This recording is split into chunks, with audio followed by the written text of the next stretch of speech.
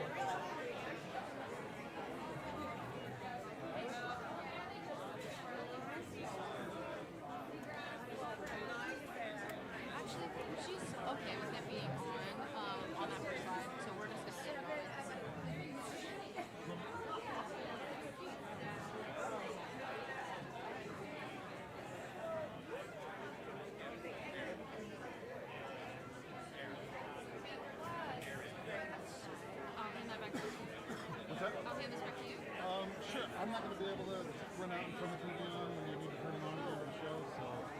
We're just going to have them both. You have to go.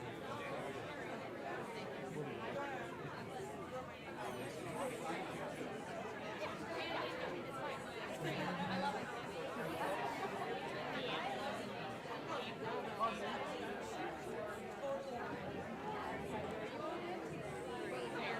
Could I leave my iPad here possibly so I can track? Really, I just need to have anything right over here. Leave it right here and I'll have it back in here. And you can sit here, I'll stand here. I'll probably be bring a chair.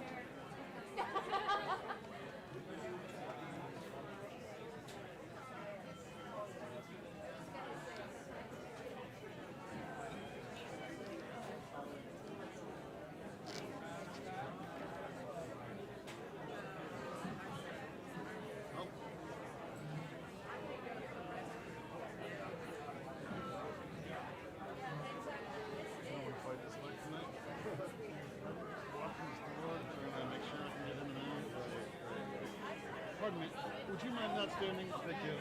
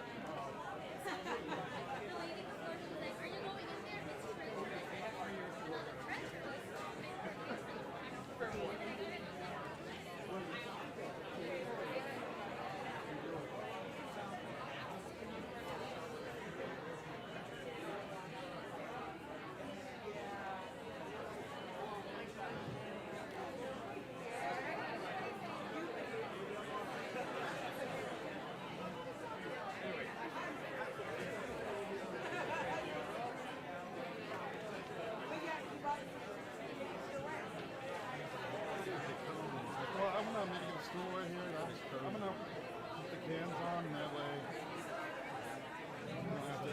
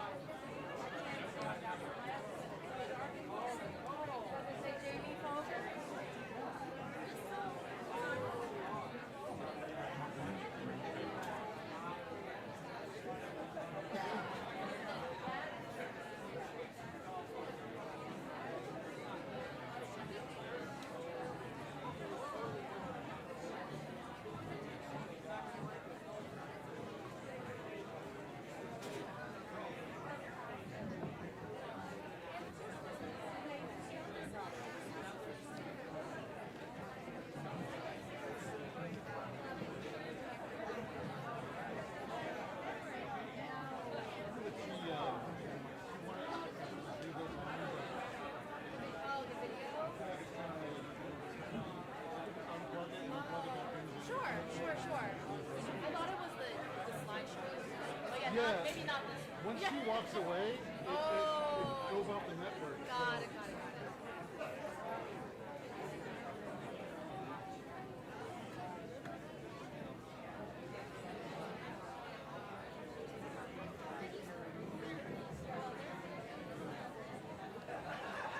Went out of network. No, we'll just plug it back in. Yeah, I'm going to plug it. When you walk away, it comes off the internet. So Okay, I'll leave my phone here.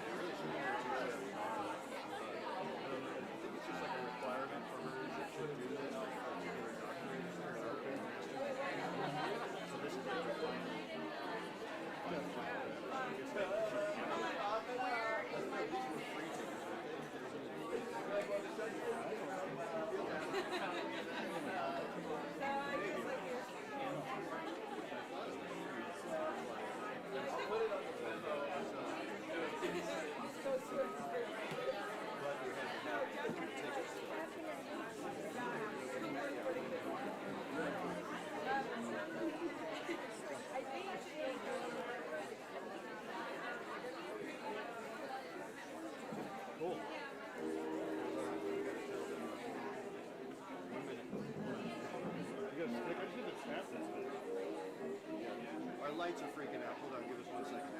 You need a point, like, maybe it's all the way. The pole, or do we need to go up there? I need to physically touch it. Really? Yeah.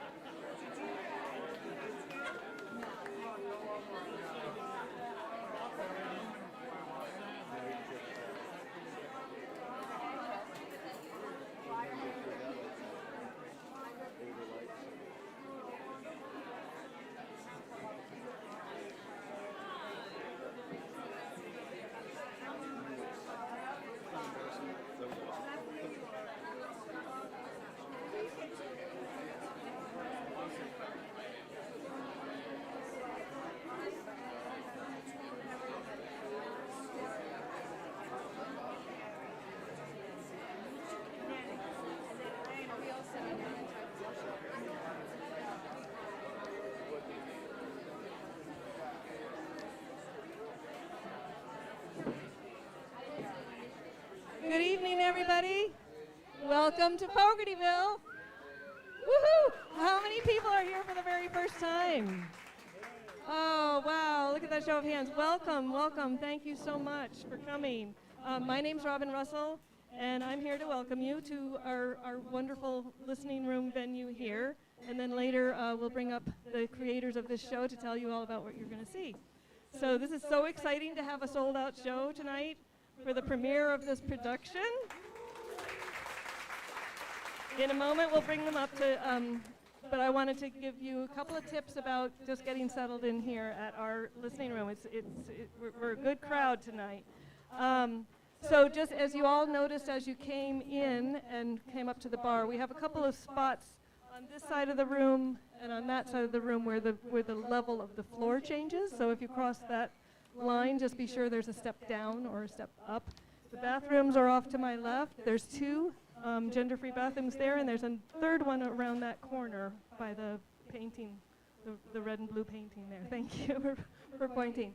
We're going to hopefully be able to get through, we're going to have two parts, so you'll have an opportunity to get up and move about and get another drink at the bar or whatever, but because we're such a big crowd, we're going to ask you to try to stay in your seats as much as you can. If you need to, obviously, get up and find your way. And if you need help, just raise a hand or something. We have a flashlight. We'll come around and help you.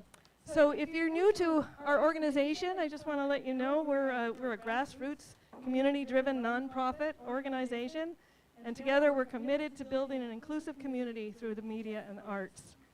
Alongside WSLR 96.5 radio, Fogartyville Community Arts Center engages a wide range of community perspectives, including those of groups that have been historically misrepresented or underrepresented.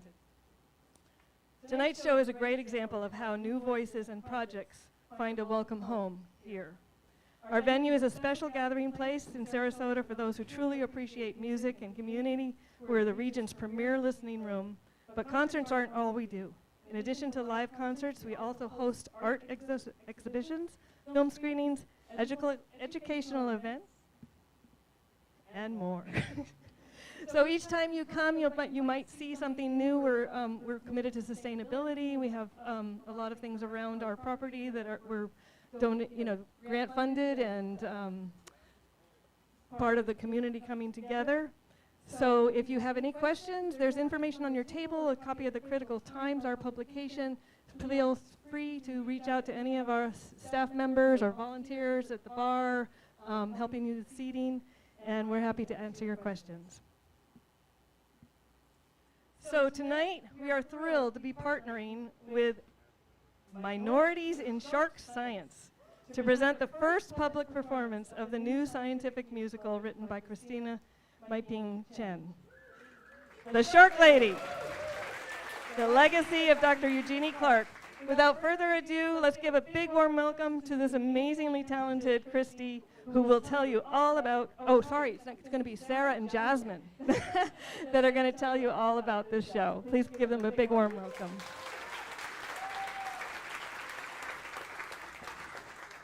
Thank you, thank you. Yes, Christy is acting, so we are going to do this curtain speech. My name is Jasmine Graham. I'm the president and CEO of Minorities in Shark Sciences. Thank you. We are an organization based here in Sarasota, founded on Juneteenth 2020 by myself and 3 other Black women scientists. And we are all about shark research and conservation and broadening participation in marine science. If you want to learn more about our organization, please come visit our table over there in the corner. We also are having a raffle, and we are raffling off the Shark Lady, the kids' book, and Waterlust calendar, as well as a water bottle full of shark tooth jewelry. So if you are interested in that, please come see us at intermission or after the show. Raffle tickets are $1 each.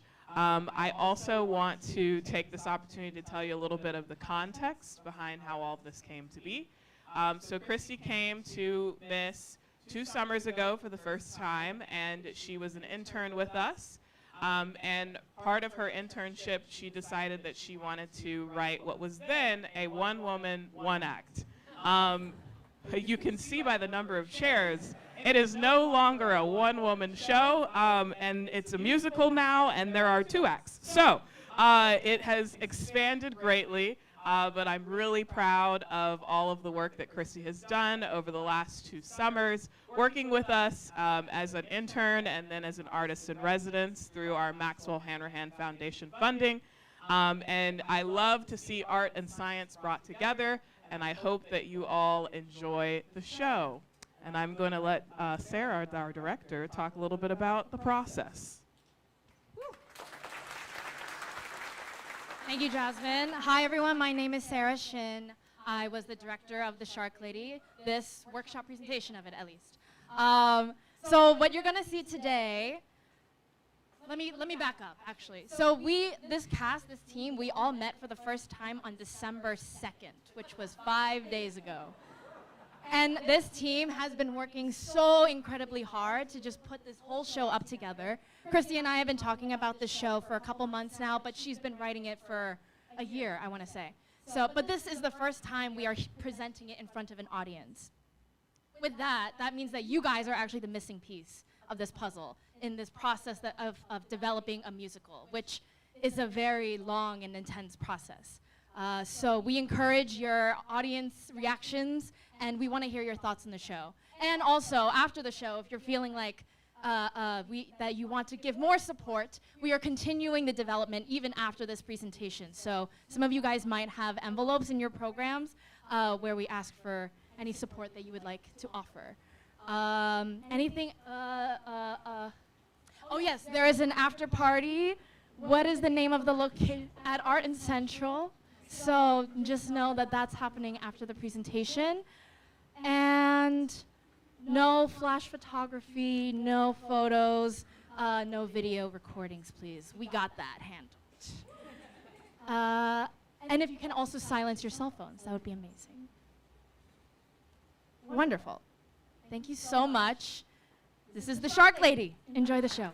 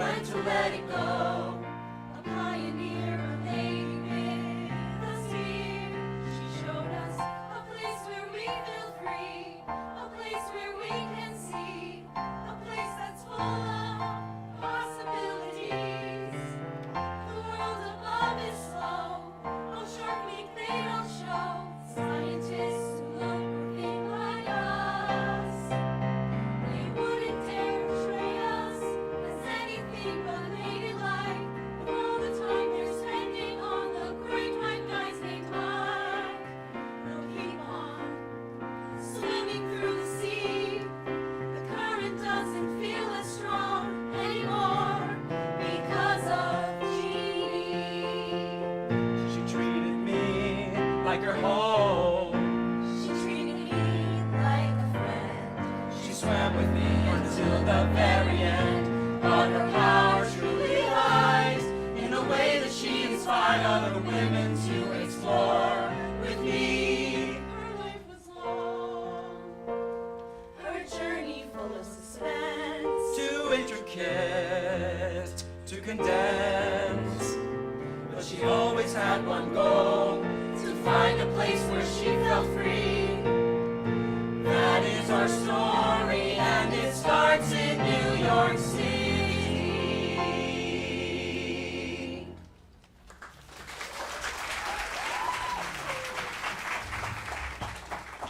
The year is 1932. Young Eugenie Clark, 9 years old, addresses the crowd.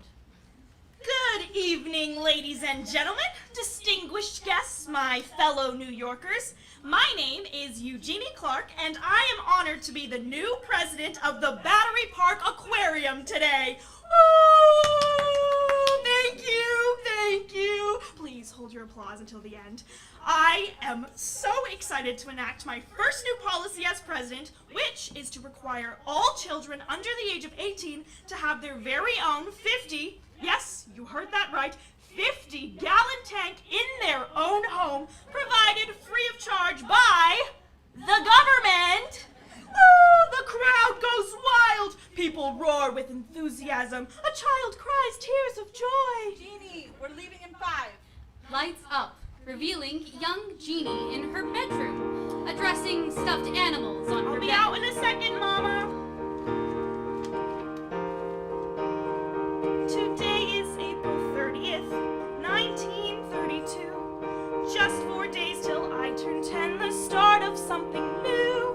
It's all I've ever wanted, to have my very own aquarium. When were you planning on telling me you got another F? I wasn't. Deportment isn't a real class. Jeannie, you're a smart girl. You know better than to get into fights. He called me a mean name. I gave him a black eye. Fair's fair.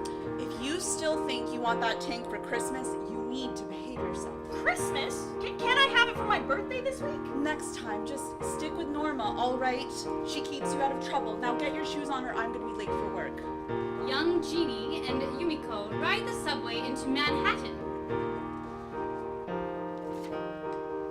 Fish don't squint their eyes at you. Fish don't call you names. They swim around their tanks downtown. I see them Saturdays. Mom works across the street. My favorite day of the week. Maybe someday Mom will get me my own tank. No more waiting until Saturday. Pale green swordtails, black speckled, red Pleiades. All the weird ones together in one tank. Jeannie and Yumiko arrive at the aquarium. Amuse yourself until I'm through with work. Then we'll go have lunch. Nobu-san is making you special sashimi as an early birthday celebration.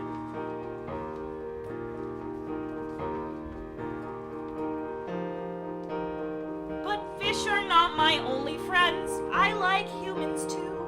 Especially the bums downtown. They're just like me and you. They're curious and smart. Downtown, nothing sets us apart. Well, hey there, Teacher Jeannie. What are you exploring today? Hi, Joe. Today we're learning about clownfish. All right, buddy, you've loitered here long enough. Stop bothering the little girl. Let's keep it moving, people. But he wasn't bothering anybody. He was just learning. I'll see you around, kid. Hey, say hi to your mom for me, all right? Mom is my whole family. It's just me and her. I don't even remember Dad. My memory's a blur. He left when I was 2. He disappeared or died or drowned.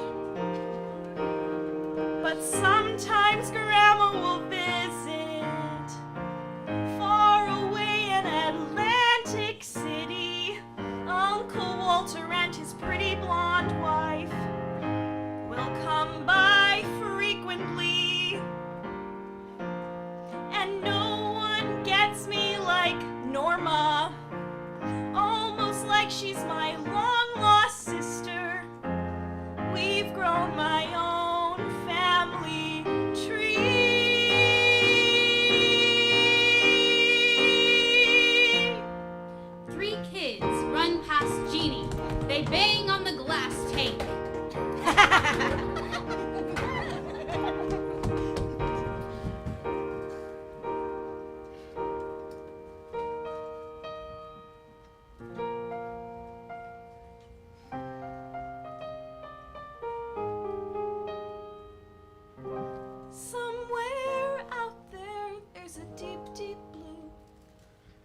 there's a bigger and braver world.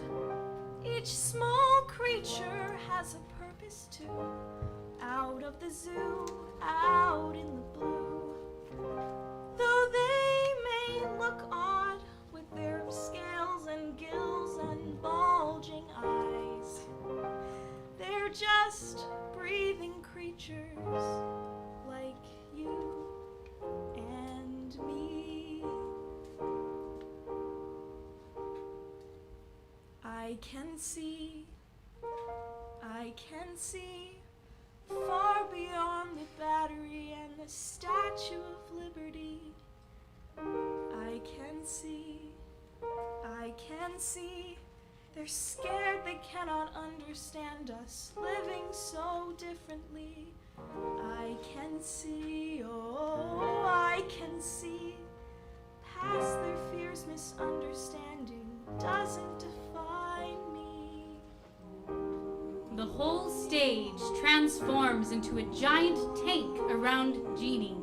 She walks across the bottom of this imaginary tank, surrounded by fish swimming around her head. Ready for lunch? Can you imagine, Mama? People who have these beautiful fish right in their homes and they watch them all the time.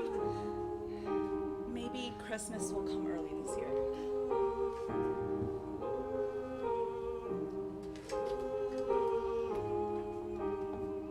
What they can't see or take away from me is this place to be who I am.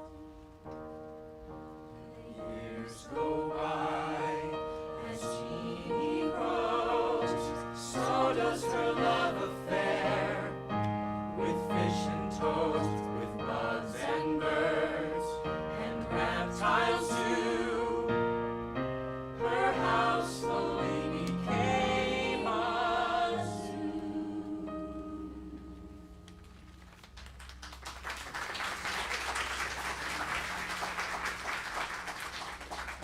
8 years later. The year is 1940, early January. Snow is falling. Jeannie is at the Fuji restaurant in downtown Manhattan. Jeannie-chan, just in time for dinner. Hey, Nobu-san, do you have any of those almond cookies? You need to have some iron too. Remember the doctor's orders. I know. You scared your mother like that again and she'll never let you back in school. She's overprotective. I was fine. You fainted in the dean's office after she had called you in to expel you. Hey, expel is a strong word. How was I supposed to know I was falling asleep in class because I was anemic? I just thought chemistry was boring. Eat. What kind is this? Yellowtail. Only the best for you, Jeannie-chan. Arigato, Nobu-san. I'm going to make you sukiyaki as well. I don't know what I was thinking, leaving you to starve off that American fried food. I should have been sending you to school with lunch every day. Will you send me to bug camp with some frozen fish this summer? Jeannie, you need to pace yourself this semester if you want to go to Michigan for the summer. If you start feeling fatigued or unwell again... I know! If you keep going full speed ahead, you won't get anywhere. Nobu-san starts chopping ingredients for soup. You're fixed on the finish line. You're starting to run. Yeah, eye on the prize. Worried you'll fall behind when you've just begun. Remember the roads you take are mostly a climb, and you'll only make it there by taking your time. But I won't get there in time. The path you're on won't go away. Believe me, it'll be alright. Take it slow. I've been around enough times to know that door ahead won't close until you're ready. You'll get there. Take it slow and steady. Well, that's easy for you to say. You're the most patient person I've ever met. I wasn't impatient, kid. So restless at night. I ate for the day to come. so I could take flight. My plans for a better days, I'm leaving my home, 'cause I heard the streets out there were all paved with gold. I wish I made more memories before I left that place behind. Take it slow. I've been wrong enough times to know that door ahead awaits for you to be ready. You'll get there. Take it slow and steady.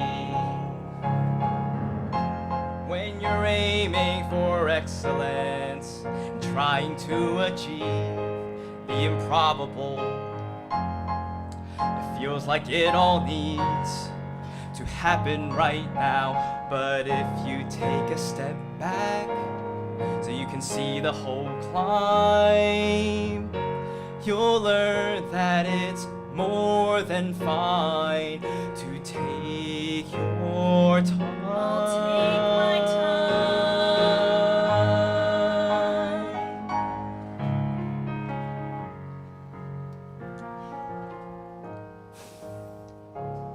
Ain't from with your nothing but, and I've had some rough days. The work wasn't easy, but now look what I've made.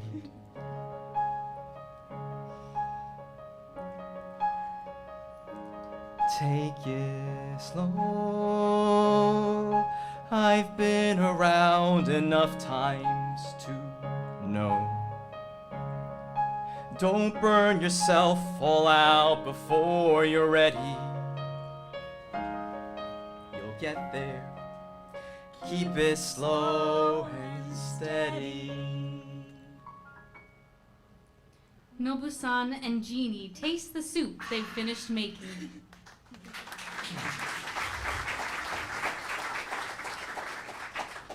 Genie-chan, don't tell your mama, but I found something in the basement. Thought you might want to study it. What is it? He holds up a clear plastic bag containing a dead rat. They must have eaten the poison that we put in the cracks in the basement, but do you want it for your anatomy class, or? Do I want it? Well, not here. Later for your studies. Just be sure Mama and Grandma don't see you dissecting it. I just want the skeleton. I'll get rid of the meat once it's boiled. I'll put it in some ice for you to take back to the apartment tonight. Maybe a less conspicuous bag.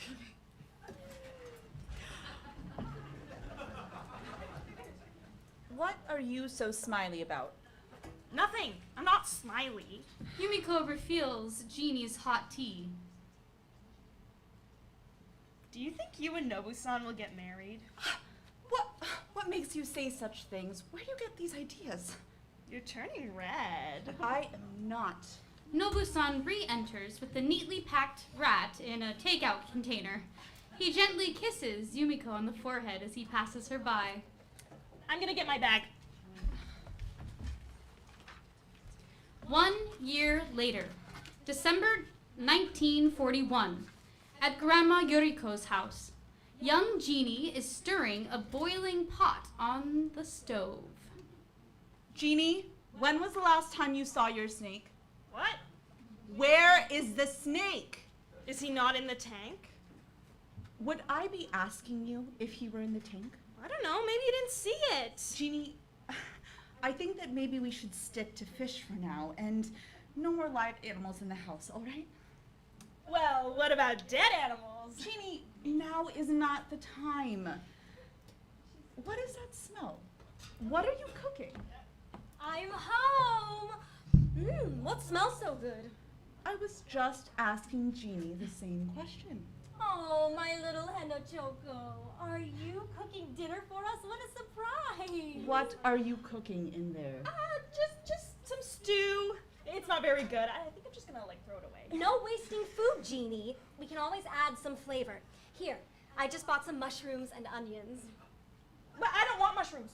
Yumiko spots the snake slithering past Grandma's feet. Since when do you not like mushrooms? You used to love enokitake. Genie, please, will you please grab that old rope that's fallen down over there near the fireplace? Grandma Yoriko walks over to the stove and takes the ladle out of Jeannie's hand. But, Grandma! Jeannie, now! Jeannie picks up the snake.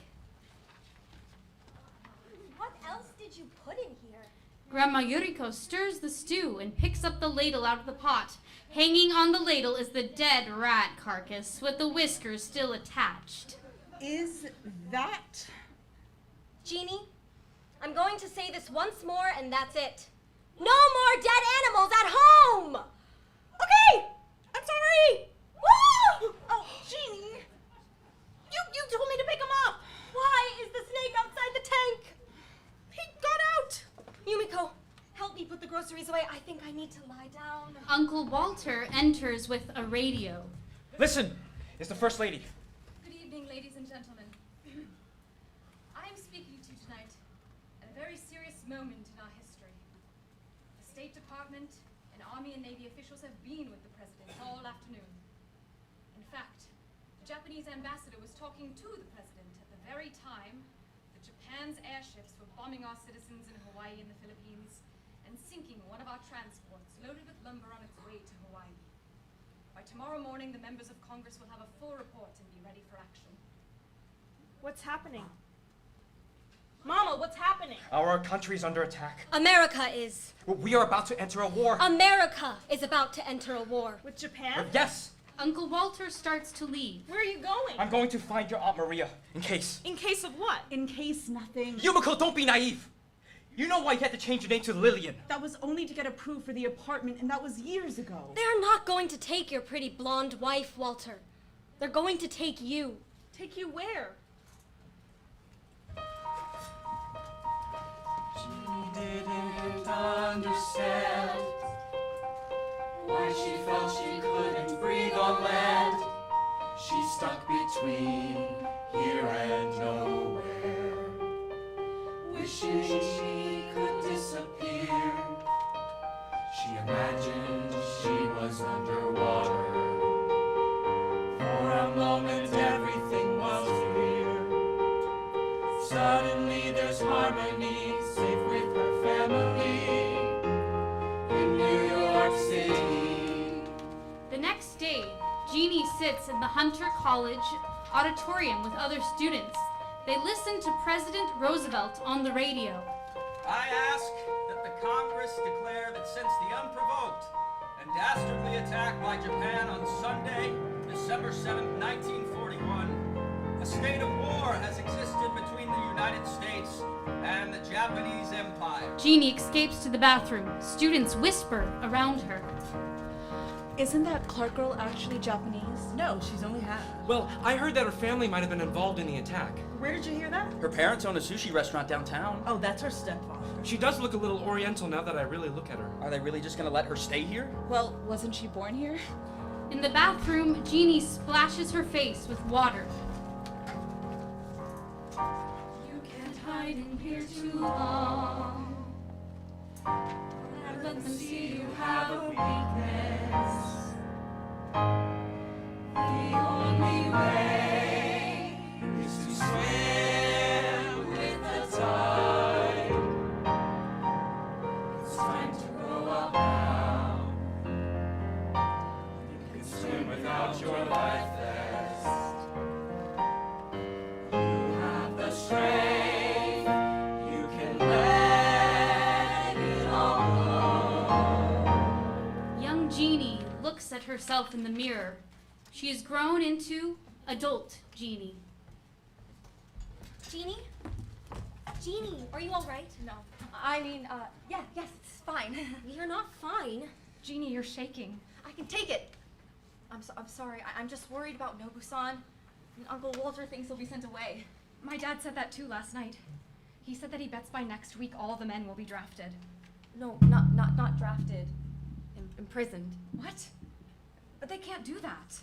It'll be all right. Try not to worry, Jeannie. There's nothing you can do right now. Exactly. This is why you've been so quiet today? You and your family have nothing to do with what happened yesterday. I know, but we're Japanese. Well, people who have met you know that your family is truly American. I didn't even know you were Japanese until I met your uncle. Yeah, you thought my mom and I were Spanish. You just blend in a bit more, kind of like my mom does. Right. When I look at you, I don't see Asian, I just see a normal person. It shouldn't matter. I mean, no, of course it matters.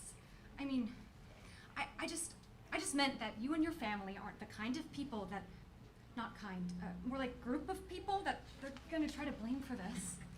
I mean, you've lived here your whole life. You've never even lived in Japan. Exactly, you're just a normal American, like us. Yeah, just a normal American. But the only American person in my whole entire family was my dad. And I don't even remember him. I don't even remember what he looked like or sounded like. Mama is Japanese. Grandma is Japanese. Uncle Walter is Japanese. But I'm different because I'm only half. You're not only anything, Jeannie. You're everything to us. It's fine. Jeannie, your family took me and my mom in when we were trying to get away from... when we had nowhere else to go. You treated us like family. It's fine. It's fine. It doesn't matter. It's easier anyway to let people think that I'm just American. I'm just like Mama. She's Lillian on paper, but inside she's still Yumiko. You shouldn't have to hide who you are. But I get it. My grandma stopped speaking Turkish to my mom. My great-great-great-grandmother sailed over on the Mayflower from England. See? We're all from somewhere else. And we're all American. Actually, please don't call me an American. I'm a fucking New Yorker. The year is 1942. Jeannie, Sylvia, and Norma sit on the steps of the American Museum of Natural History, looking through the job listings with hot dogs and Coca-Cola. 20 minutes till the sunrise. Sit on the platform, rubbing my eyes. We try to keep them open just a few more moments. Before you know it, the train will arrive. How can there be so many job listings and no real work at the same time? I guess this is what we get for studying zoology. This one is looking for chemists. Getting warmer. Celanese Corporation Plaster Research Lab seeking chemists for their large industrial laboratory in, Newark. Newark. Newark. Whoa, whoa, whoa, whoa. Newark. Newark. Newark is better than no work. Jeannie, you want to commute from Queens to Newark? I am not sure if I'm cut out for these long commutes. I barely survived our 3:45 a.m. wake-up calls at bug camp. I'm not 22 now. I'm not a spring chicken anymore. This is our way forward, ladies. We'll get paid an actual living wage and save up for night classes. We didn't have a choice, but I only hear your voice saying how great this job will be. Is this really what I'm meant to do? Did that rat the size of a cat just scurry over my shoe? Pretty sure this commute will take 10 years off my life. My body's tired, but my soul's alive. Newark, Newark, Newark. Whoa, whoa, whoa, whoa. Newark, Newark, Newark is better than no work. Beautiful concrete factory. A whole day inside with no windows or breeze. I can't look at the clock or I swear it'll stop. Tick tock, tick tock, and then it's 6 p.m. on the dot. Finally we start to head back to the city. The workday's over, now the real fun begins. Thank God I've got these girls to keep me from going home to him. 3 transfers later, and it's like a new world appears. Green grass, red brick, blue sky, Washington Square Park. New York, New York, New York.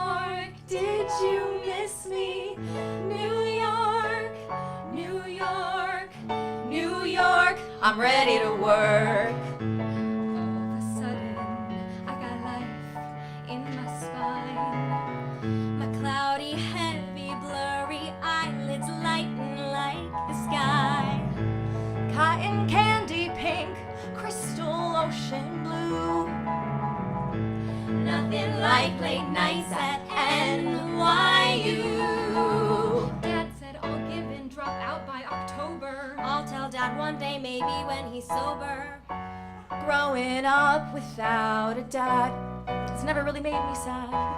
But look, I'm thriving now. I'll never go back.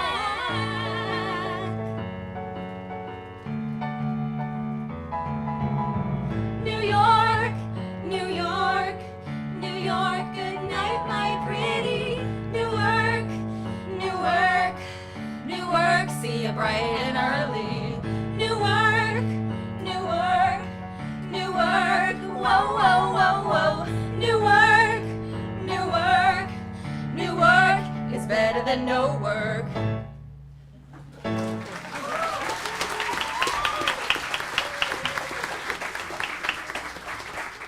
Jeannie enters the dean's office at Columbia University's Department of Biology. Mr. Eugene Clark? Yes, Eugenie Clark, that's me. Oh, well, certainly, yes. Miss Clark, come into my office. Wow, what an incredible tank of fish. Thank you so much for taking the time to interview me. Well, sure, although we don't normally hold interviews until after we review applications. This is more of a casual chat, if you will. Of course, absolutely. So, I see you are currently taking night classes at NYU. Yes, but Columbia has always been my dream school, and I wanted to learn more about the program here. Listen, dear, it's very nice that you came all this way to see us, but I just don't know if this is the right fit for you. This is exactly what I'm wondering too, which is why I came to learn more about your program, to see how pursuing this degree will really help me achieve my goals. Miss Clark, here at Columbia, our graduate students are pursuing their Masters of Science so they can pursue a career in science. Great. If you're looking more for a MRS degree, may I suggest the College of Arts and Communications? MRS degree? A Mrs. degree. That's what they're calling it these days. Dr. Hanley, forgive me and correct me if I'm assuming wrong, but are you implying that I would only pursue my graduate degree to find a husband? All I'm saying is that I can tell just by looking at you that you will get married and have a couple of kids, and that it is highly improbable that you will ever do anything with your graduate degree. And we would have invested time and money in you having you here at Columbia University. I've just seen girls like you here before. Excuse me, beautiful young women like yourself. I see. But if you want to apply, you can certainly do that. I cannot stop you. I'm just trying to be honest with you so you don't waste your time. I can see this ain't the place for me. I'm certainly not welcome as I am. This tank full of creatures just misunderstood would thrive if they could. You're right. I can see what a waste of time this would be. Thank you so much.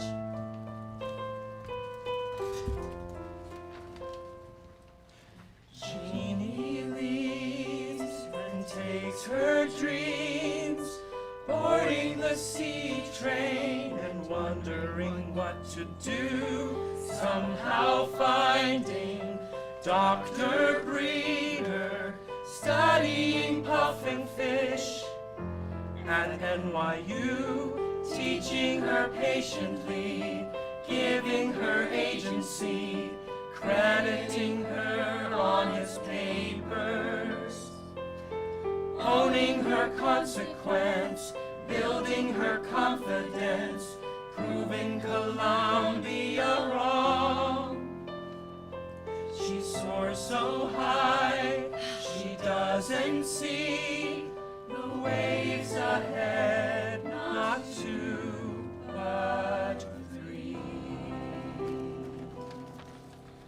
4 years later. The year is 1946. Jeannie is in a payphone outside of a hotel in Pittsburgh. I've got to go now, Mama. Don't say that.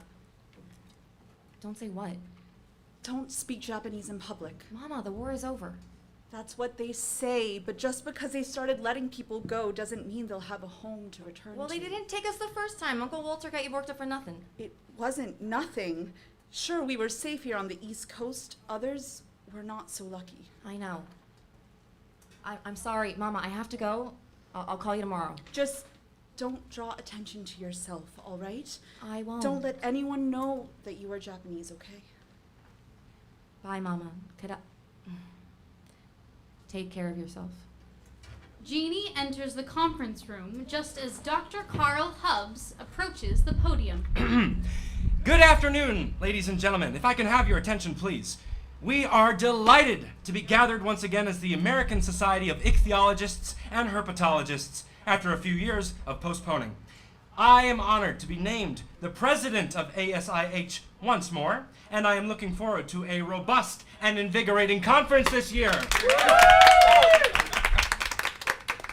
You didn't meet during the war? Oh, the last meeting we had was in 1942, I believe. Yes, in New York. You didn't meet last year. No, the society voted on it and decided it was best to postpone until everything was back to normal. Our first order of business is to welcome any new members to the society. This year we have an exciting amount of new members to induct. Yes. Well, like you said, Dr. Hubbs, it's wonderful to be able to gather again after such unfortunate circumstances, which I'm sure we all can agree not only affected our work, but our great nation as a whole. And in light of the recent culture conflicts between Japan and the United States, and seeing as this is an American society, we'd propose the motion to bar any and all peoples who are of Japanese blood from entering this organization. Who is we? A large number of concerned members of this society, including myself, Doctor. They can't be serious. I was afraid this might happen. It's a good thing we don't have any current Japanese members, and it doesn't look like there are any Japanese newcomers either.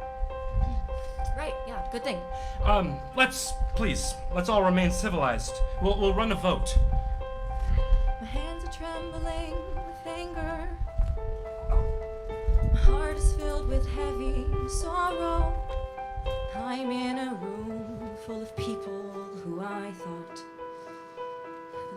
believed in a better tomorrow. A room full of curious people committed to studying the unknown. A room of intelligent, passionate people. Somehow I feel so alone. What I want to scream is no, this isn't right. But is it really worth the fight? Stay calm, Jeannie, don't make a scene. Smile and keep your head low. But oh, I don't know how far down this road I can continue to go. Blending in, pretending not to care. The scene changes as we travel through Jeannie's memories. When I was young, I would go swimming with Mama in Atlantic City. When I was young, I would have done anything to look more like her daughter, to be like her. She showed me how to fill our ears with gums. Her jet black hair fell down below her waist. I was always scared she'd disappear, just like my dad, but of course she stayed. And then I realized she couldn't hide. Being Japanese became a crime. People admired her, remarked at her beauty, but only when she stayed in her place. Cause what they really thought was, oh, this Oriental girl, so exotically beautiful. I've seen her around this town, but she's not really from here. So no, she has no right to this great American dream of mine. We only rent to names we can pronounce. See young Jeannie taunted by other kids at PS 76. A boy writes the Jap in large black letters on her art project. We see young Jeannie eating homemade sushi and dumplings in the cafeteria. noses and shake their heads in disgust as they walk by her table. What I want to scream is no, no, until I go blue in the face from hearing all those whispers, names, and cruel, cruel eyes. They stretch their eyes so far to mock mine. No, I want to scream them now. Wake me up from this nightmare now, this nightmare that has become my life. They don't even stop to realize it's crushing my dreams. Instead I froze, I didn't say a thing. I sat and let their words crash on me, hitting me like waves, knocking me down. I didn't fight, I blended with the crowd. The vote is 31 in favor and 34 in opposition. The motion has been denied. But I want to speak. Why is it so hard to speak up? I might not have the words. I might not be heard. But I'll keep up the fight. I will succeed in spite. Miss Clark. Miss Clark, do you need a moment? No, I'm ready. Jeannie walks up to the stage and completes her presentation on plectonauts. I'll take questions now. Yes. Yes. Hi. What measures did you take to account for inevitable human error when recording the amount of time it took for the plectonauts to puff? All of my data has a range, plus or minus 0.5 seconds, to represent and account for any possible discrepancy with the stopwatch. Right, but what if you misread the numbers? Let's say when you weren't wearing your glasses. I can see just fine without my glasses. Does anyone else have any questions? All right then. Thank you. That was an excellent presentation. Carl Hubbs. Yes, of course, of Dr. Hubbs. Yes, I know who you are. It's, thank you so much. Don't mind Mike. He likes to give the new members a hard time. It's nothing personal, though. Right. In fact, he has a pattern of grilling new members when they're up presenting. Oh, that's an interesting pattern. You ever been to, California? Only far west as Michigan.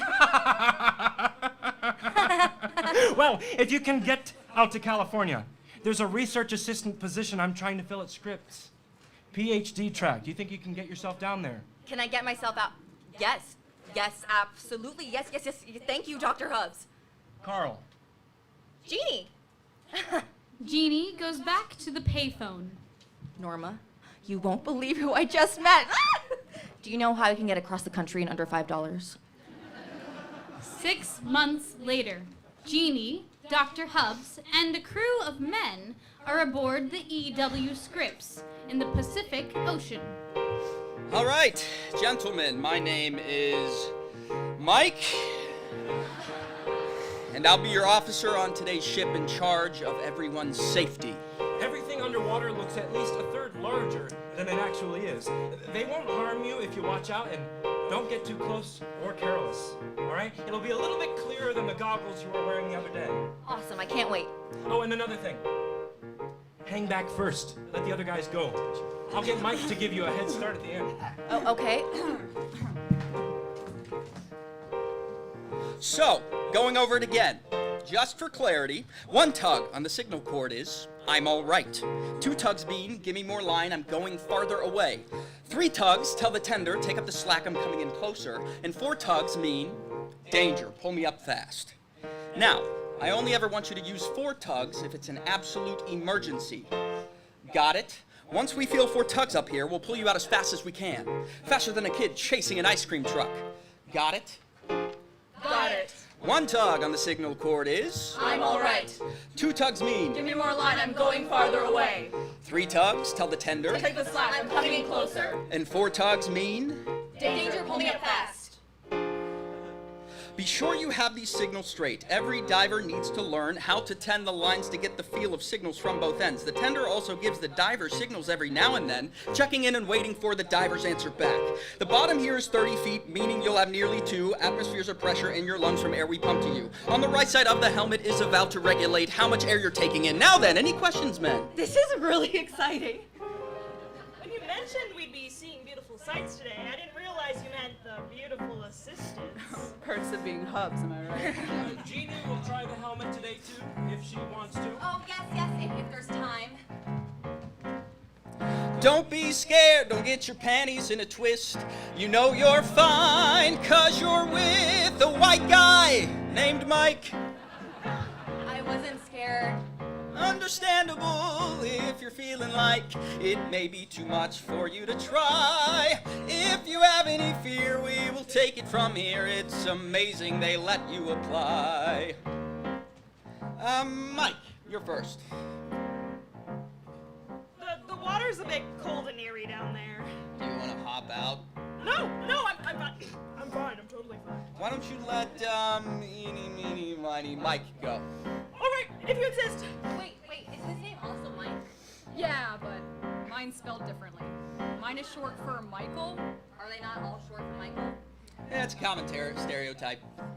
I think I'm coming up with a cold. My sinuses just can't handle that right now.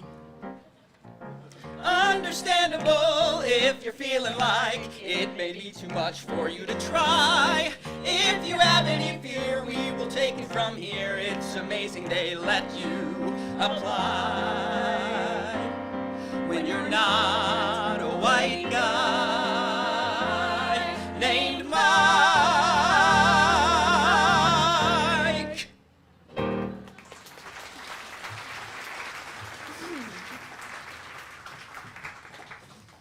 Let Jeannie have a try. All right, but we should get back to the dock soon. Maybe just a couple of minutes. Jeannie slips the heavy helmet on top of her head and descends into the water. She looks up at the boat, which has disappeared. A bright red fish swims straight up to Jeannie's helmet. She opens the valve on her helmet to let more fresh air in. Just as a huge current rushes towards her, Jeannie braces herself. Underwater current. Close one, Jeannie. Jeannie stands up too quickly, and the return of the current sneaks back up behind her, knocking her off her feet. Note to self, don't forget the returning current. You can tiptoe your way in. We can try to test the waters. The only way is to dive at first. The depth beyond your feet is a number you can't count to. And if you tried, I would take you alive. The rapture of the deep, so terrifying, so inviting. The darkness of the unknown. Which way is up? The rapture of the deep. Mysterious, yet so calming. The wonders of the unknown. Jeannie reaches for her helmet to loosen the valve. Her breath goes ragged, her eyes burn, her head freezes numb. Jeannie reaches for the signal cord and tries to tug 4 times, but it hangs loose. Unable to be saved, she starts to panic. Then, a beautiful, giant, sparkling whale shark appears. Everything underwater looks at least a third larger than it actually is. They won't harm you if you watch out and don't get too close.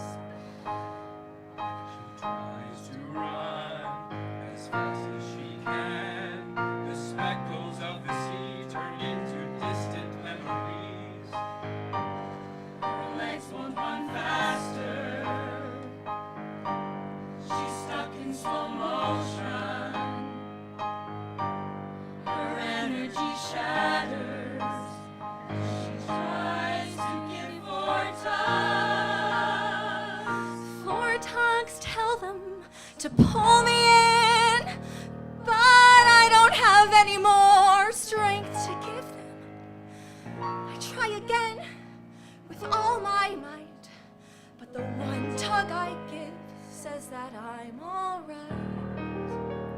The shark disappears. Jeannie forces the helmet off her head and tries to launch up towards the surface. A human hand reaches down and brings her to the surface. What the hell happened?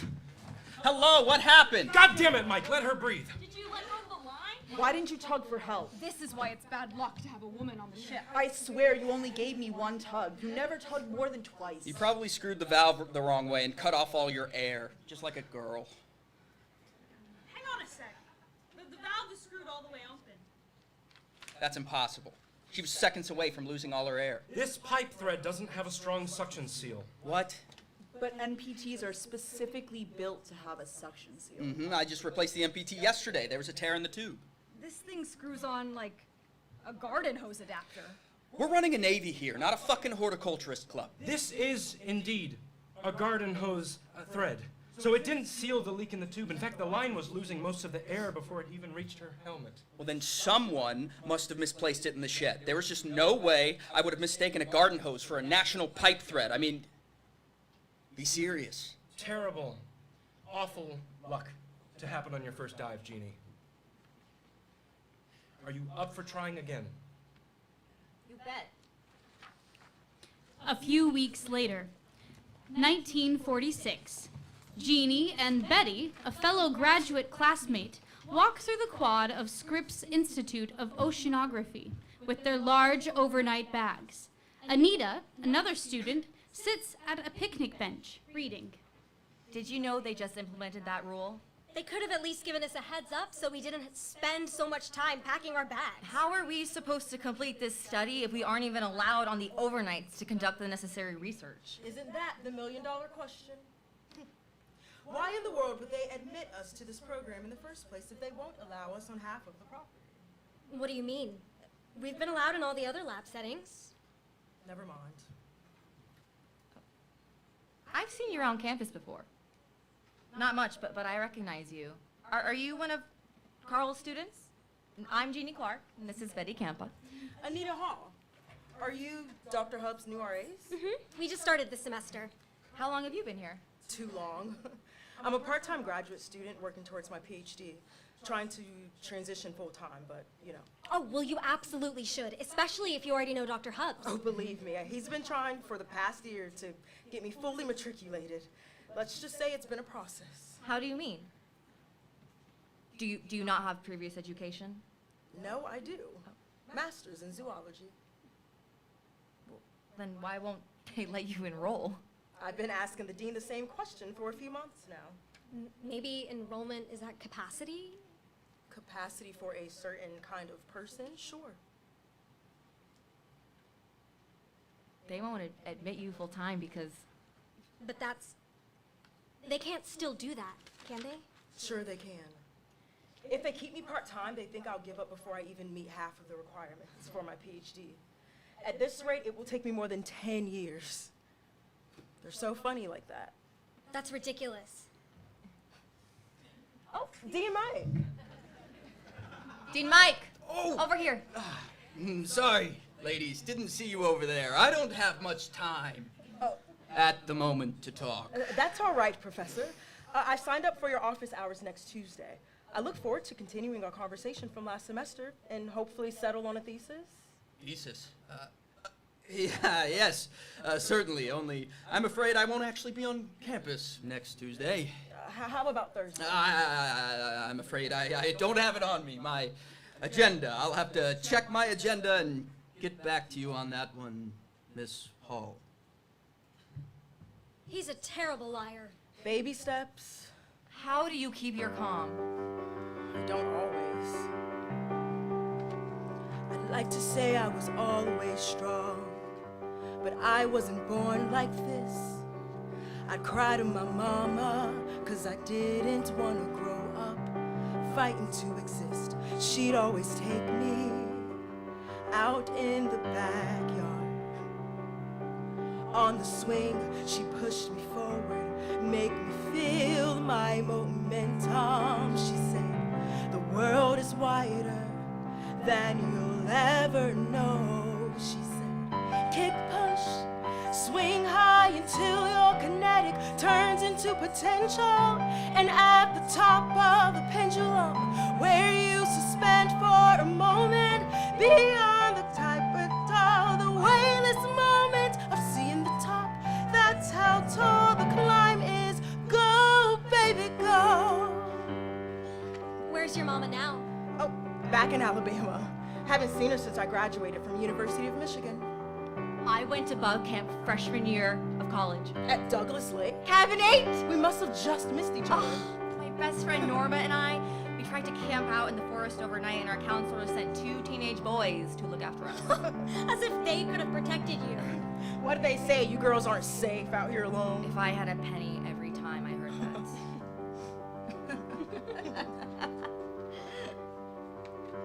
I've heard every reason.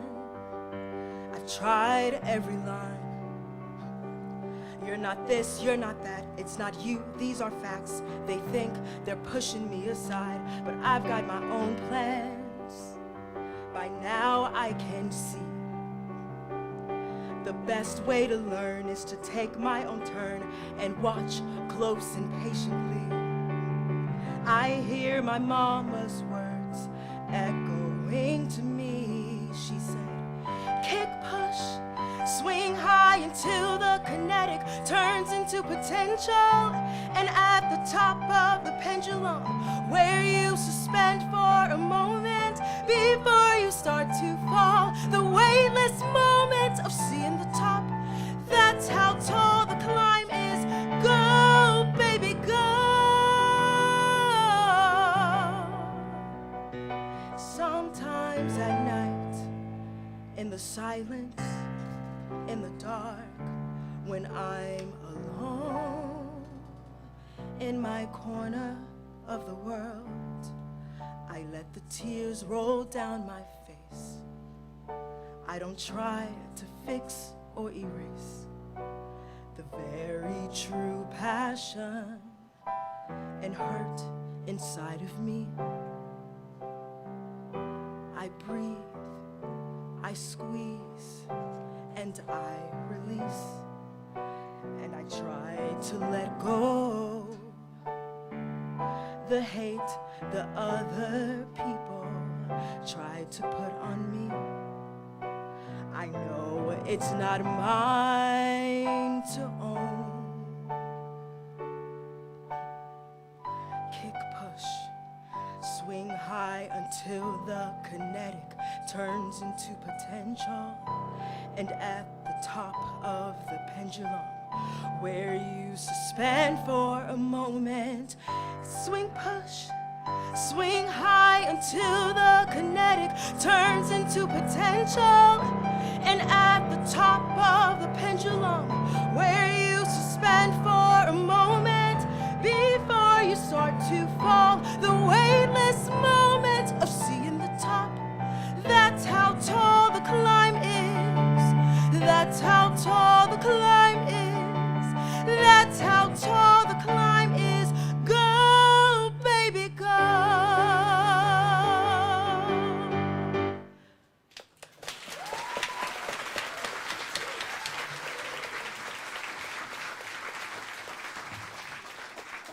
One year later, 1947, Anita, Betty, and Jeannie sit together at the same table in the quad. Anita's bags are packed. Ugh, they misspelled your name. It says Eugene. I'll fix it with an ink pen later. But first, she's got to sign it. I'm not getting on that bus until you sign it. I have to think about it. What is there to think about? Eugene, this is a once-in-a-lifetime opportunity. It's not every day you get offered a huge salary of $1.25 an hour. If I leave Scripps for 3 years, who knows if I'll ever finish my PhD? I know you will, because I know you. And who knows the next time you'll be sponsored to travel and conduct research in the Philippines. Fully sponsored. I've never even been out of the country before. Even more perfect. You don't want the rest of the world to remain a mystery, would you? It's really a spectacular opportunity. And you'd be a fool to turn it down. I'm sorry, Anita. Saying sorry ain't gonna do me any good, Jeannie. The best thing you can do is take this opportunity and run with it. You're right. You're right. I don't even know. Why am I even hesitating? Jeannie signs the letter. Hi, Jeannie! Great! Now I can be sad that you're both leaving me. I can't believe it either. Anita, where will you go next? I'll head back out west, back towards home. I'll have to remind myself that even though it feels like it now, just because they won't give me a piece of paper declaring it, it doesn't mean I didn't completely earn my PhD. And it sure as hell doesn't mean I'm gonna give up on everything I've worked for.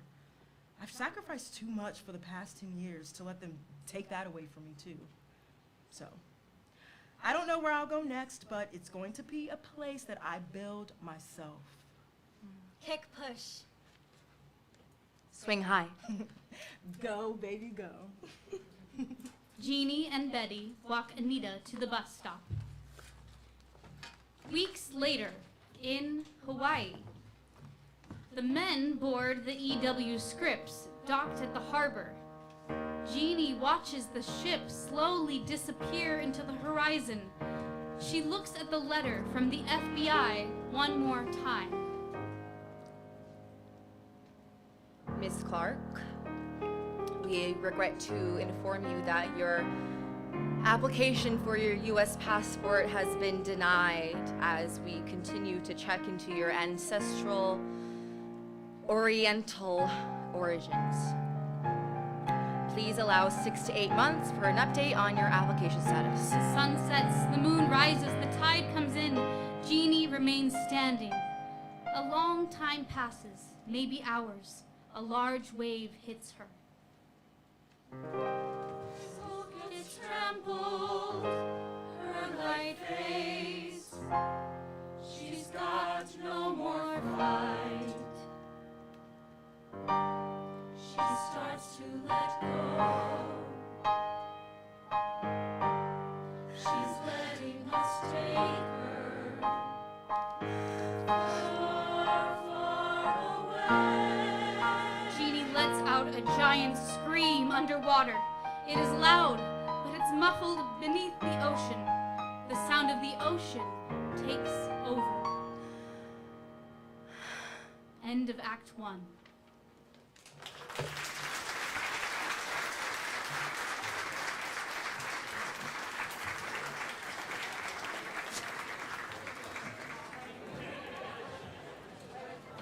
Let you know, the food truck is still outside taking orders. If anybody would like to make their way out, the bar is open as well.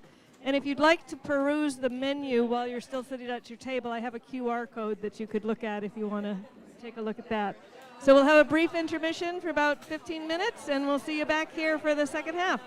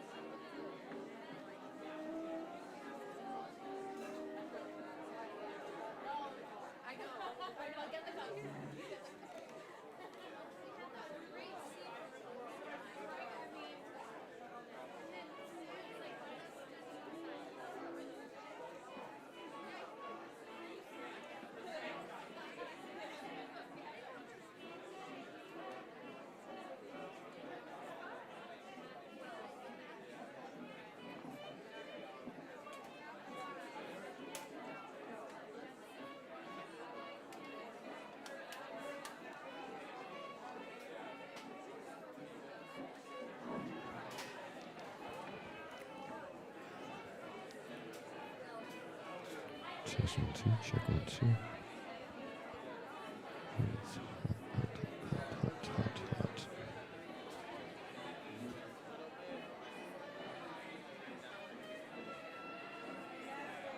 Test check here.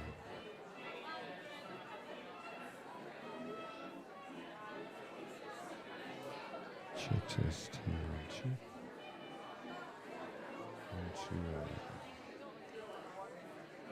Test 1.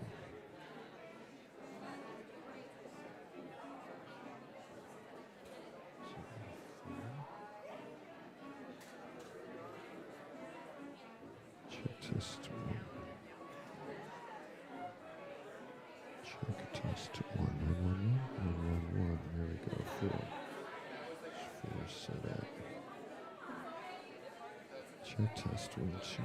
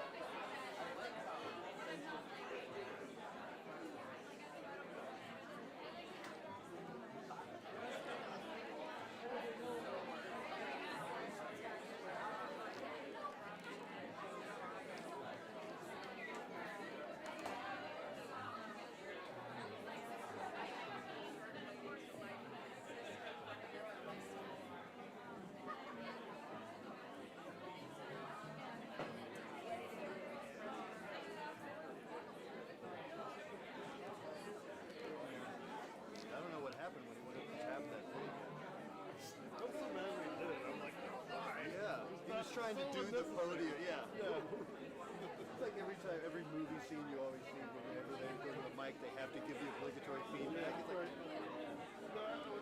that's at least like a tradition, I guess. Yeah, the tap on the That's the headphones on, and it's like, oh, I it's bet. like thunderous. I Yeah, hear all that. they're so far away from the mic, so they just gained them up so high. Yeah. inside. One thing that hasn't been much feedback. Yeah, the freaking AC kicked on. I was like, what is that awful sound? And I remembered, I've heard this sound before one other time, and I muted those things. And I was like, that. It shooting right down over the seat. I even have them angled super weird because they wouldn't let them be out front because they had to be out front. Yeah, it's funny, it was just such a coincidence that it happened the second the AC turned on. Is the restroom in back? Yes, there's some there, and there's one. There's one there, and one there.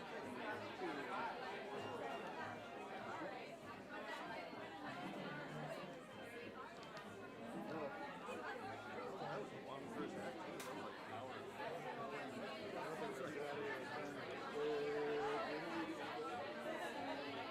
I asked her how long the second act was. She said she didn't know, but not as long as the first. I saw that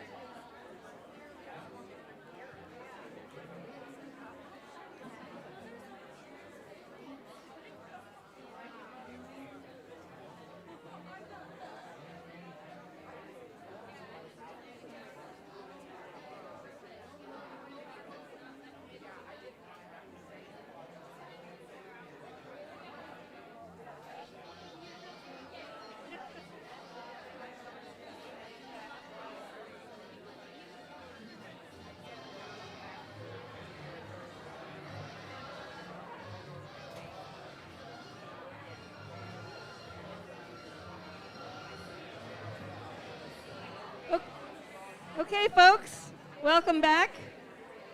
We're going to give you a couple of minutes to settle in. We have a few people still filtering in from getting some food. We're very grateful to our food truck folks. And again, to sort of draw your attention to, if you're curious about, we'd love to see you here again. The critical times that's on your table, in the middle of it is a full spread of our upcoming shows and our radio programming that we have at WSLR here. So you can take that with you. There's more at the door. You can take them on your way out. When you're ready to exit the building, we ask you to go out the door here that we'll have open for you. And just watch your step again on these sidelines here. Is everybody having a good time? Pretty amazing. Pretty great show here. So I think they're just about ready to get started again. Everybody ready to dim some lights, and we'll get on to our second half. Thanks so much for coming.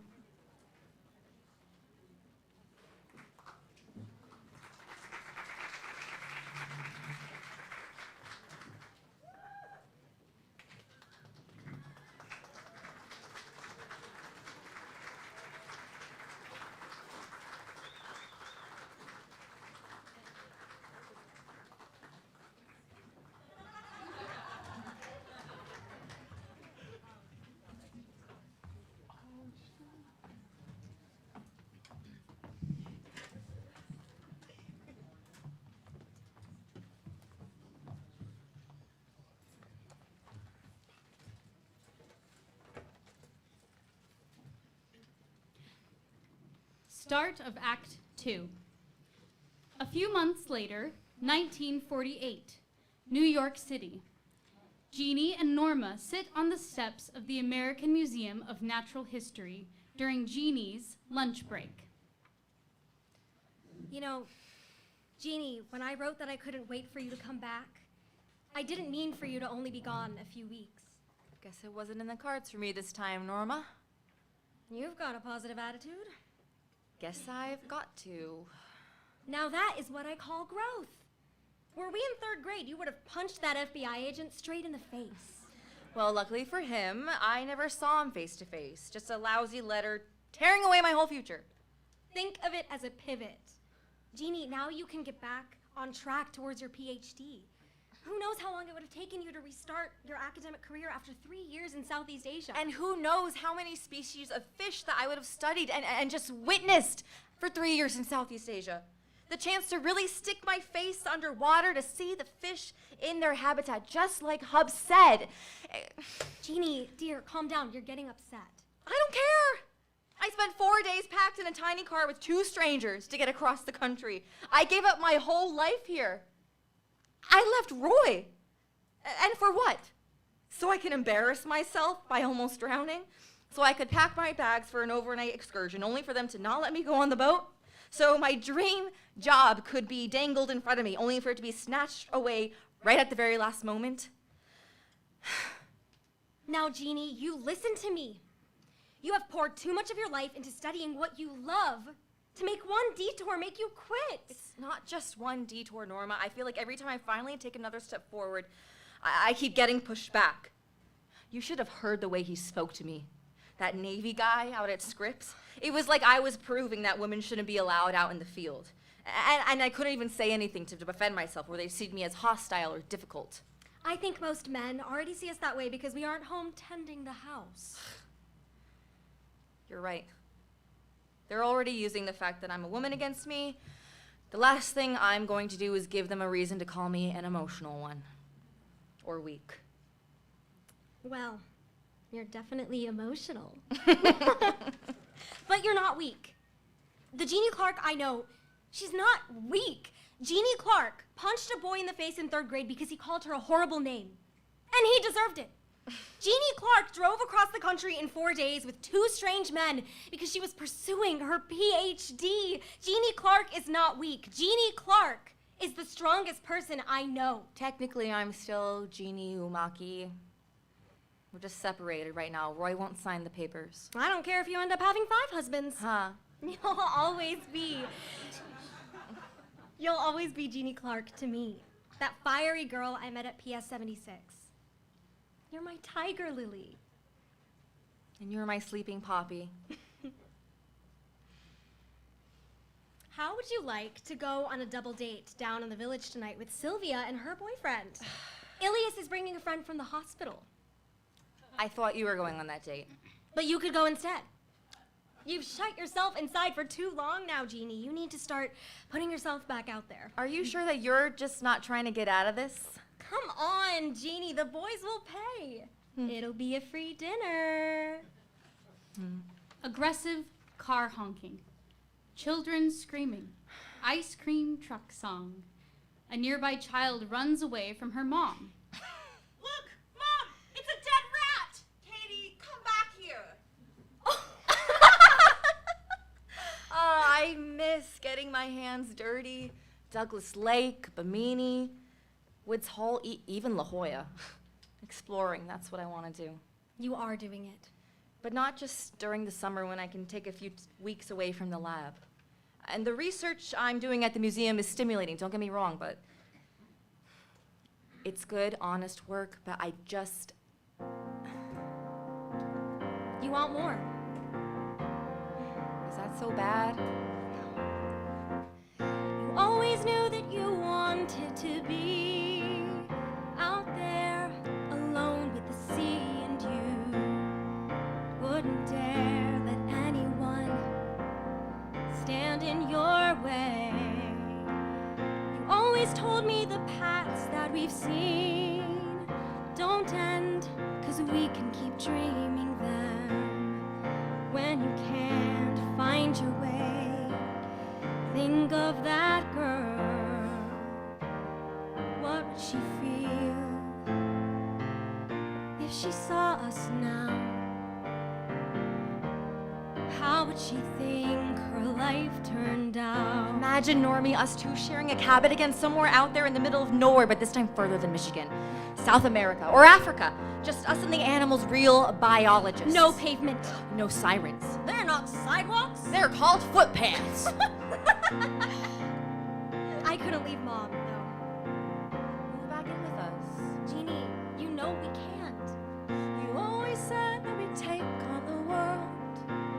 Show them there's nothing these girls can't do. I'm strong when I've got you by my side. You always knew how to grieve gracefully. I'd freeze, but you'd always guide me so. Can't you see it's time to leave? Think of that girl. She never left my side. She always had my back, keeping me calm, keeping me safe. She always said she'd go far. She always said she would see beyond the lights of New York City. Don't you think you deserve the same? What would she feel if she saw us now? How would she think her life turned out?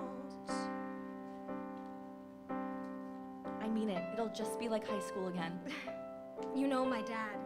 He doesn't know where our new apartment is. He'd have a hard time finding us now that we're out of Queens. Jeannie, we're adults now. My mom and I can't just come and live with you and your grandma. He'd never allow it. So what? It's better this way. We just do our best to coexist. We don't irritate him. We keep him calm. We keep him happy. Are you happy? I'm happy if she's happy. Do you think she'll ever leave? But if she does, by some miracle, I will make sure he never finds us. But she won't, and so I have to stay. I love you, Normie. I wish you didn't have to be so strong. Me too.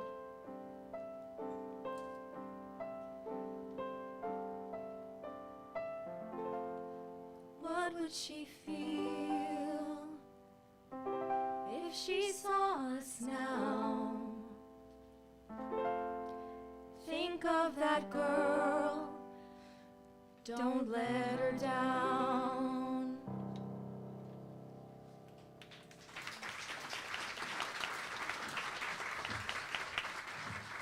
Later that evening, 1948, Sylvia Ilias, and Mike sit at a restaurant.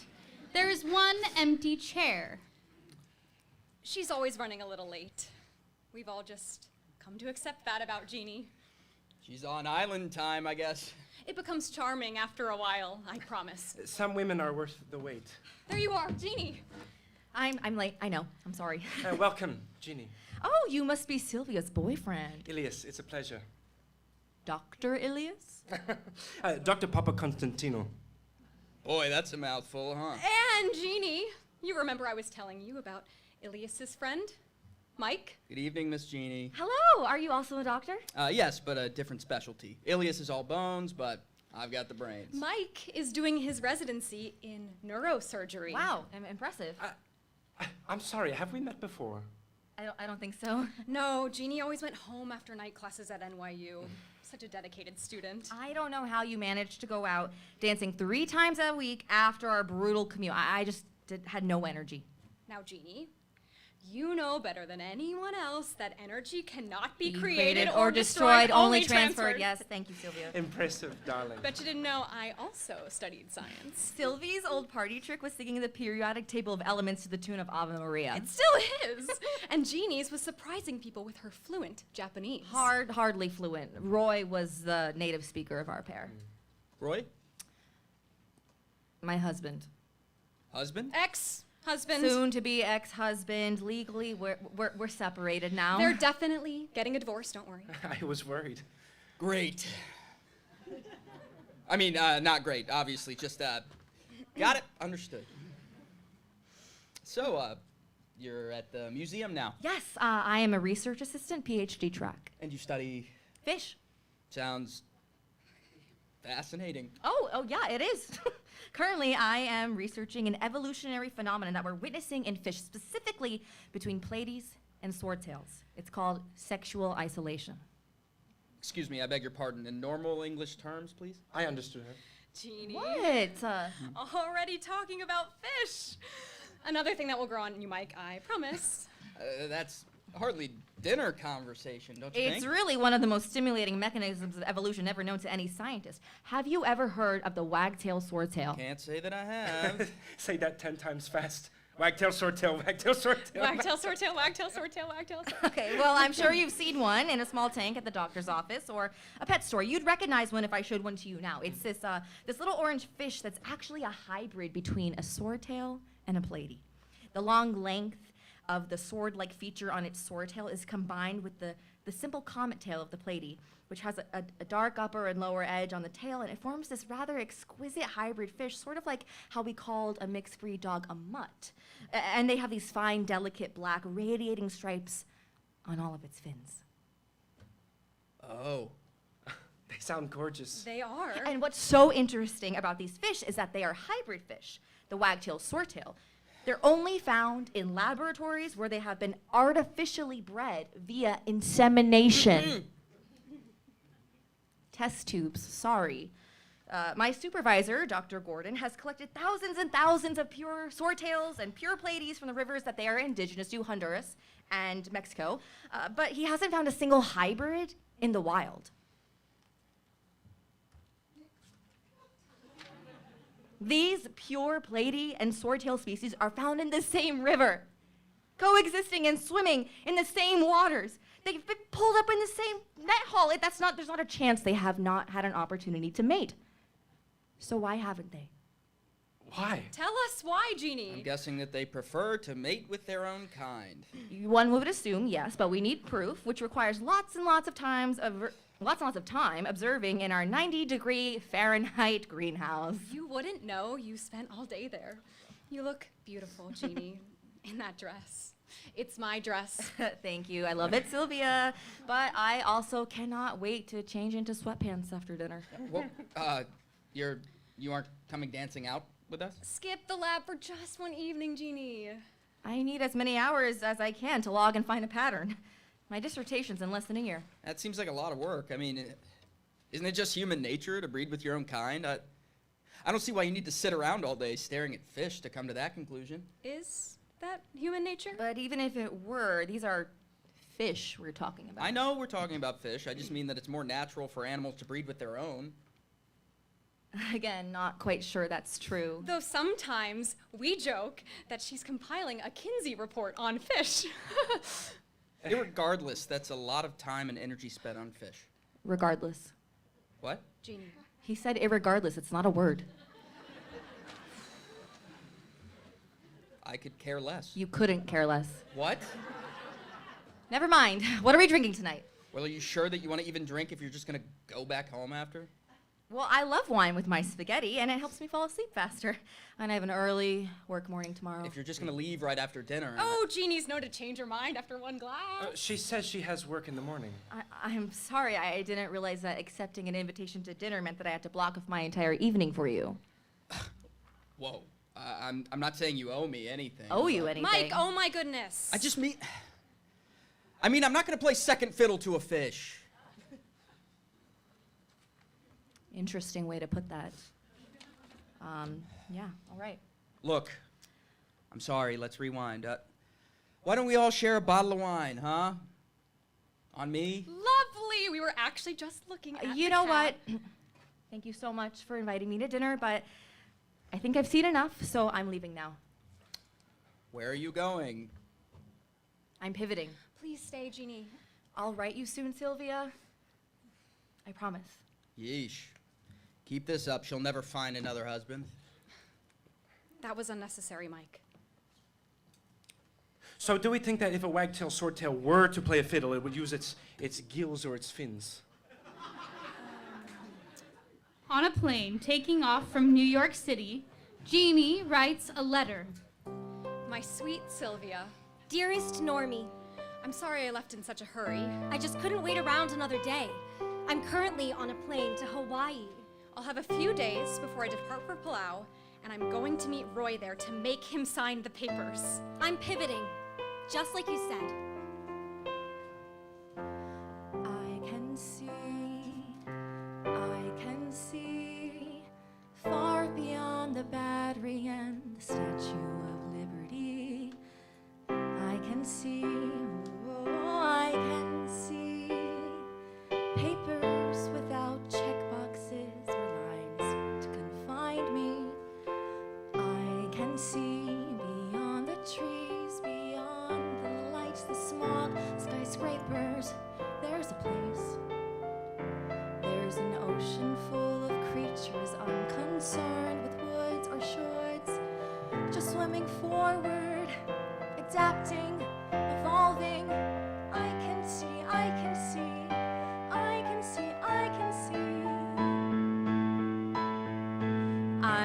see my destinies. Not up to them, it's up to me. One day they'll be sorry. They said to me, you'll cost us time and money. You'll have kids, a husband, you'll be a waste. Well, I can see the sea is testing me. Succeed in spite, don't stop, don't hesitate. No, I won't wait or stall. I will stand up proud and tall. Won't stifle, hide, or squash my dreams to be your perfect little doll. Just watch me out on the sea where I can see. No one to limit me, nobody's secretary, even if I get married. Out on the sea where I can see a place to be. Who I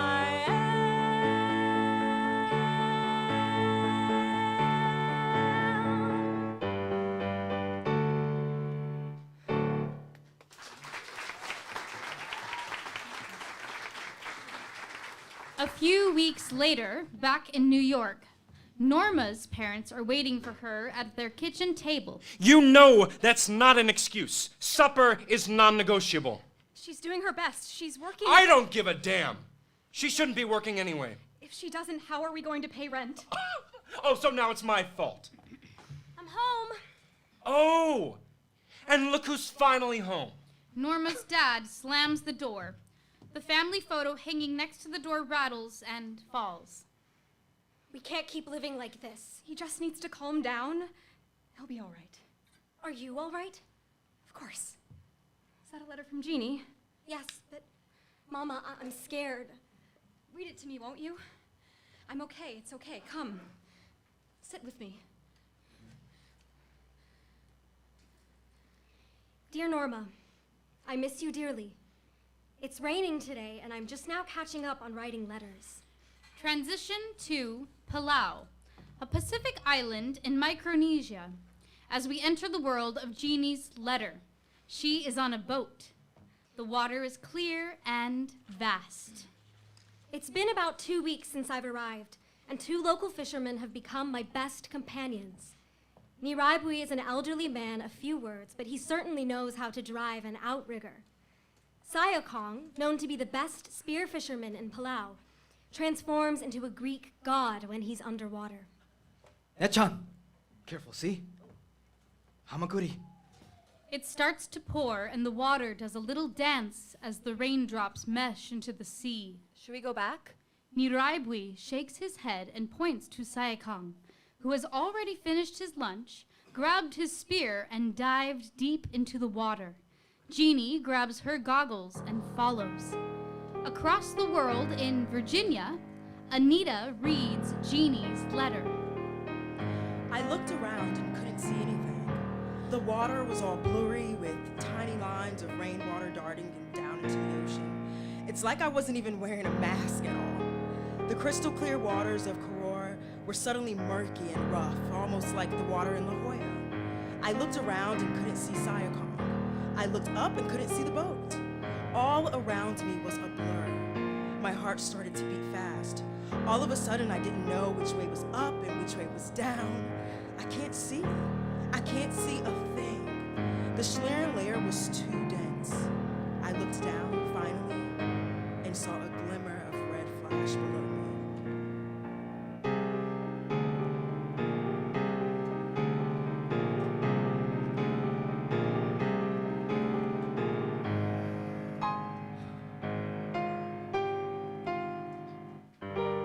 You can hesitate too long, or try to calculate the right path. The only way is to dive head first. The surface doesn't tell the whole story of the ocean. What lies below the Schlieren mirage, within the Schlieren sea, salinity mystifying, distorting the way we see. I can see, I can see. Can't you see, can't you see? Sayakong spears a fish. Jeannie dives deeper. What is this Schlieren mirage? It's a German word. We don't have an English equivalent. When it rains out on the sea, when the rainwater meets the ocean water, the 2 liquids of unequal densities initially don't blend together easily. So there's this layer, the Schlieren layer, where the 2 different kinds of water are fighting against each other. It forms a sort of underwater cloud that makes everything hard to see. But if you dive just a little deeper below the Schlieren layer, the water homogenizes. The rainwater and the salt water become one.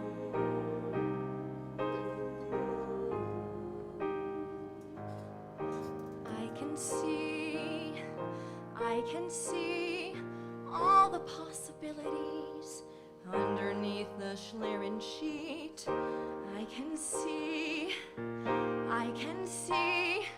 as I'm diving deeper, everything has more clarity. Swimming free under the Schlieren sheet is my place to be. Who I am. Jeannie spears her first fish. She swims it up to the surface. Back in New York, Yumiko and Nobu-san read Jeannie's letter. My dearest folks, Now I'm way up in the northernmost tip of the Palau Islands at the most lovely little coral atoll. I'm staying at a native village and enjoying myself immensely. What did she call us? Her folks. It means parents. I'm staying at the home of Red, sister of Sayakong.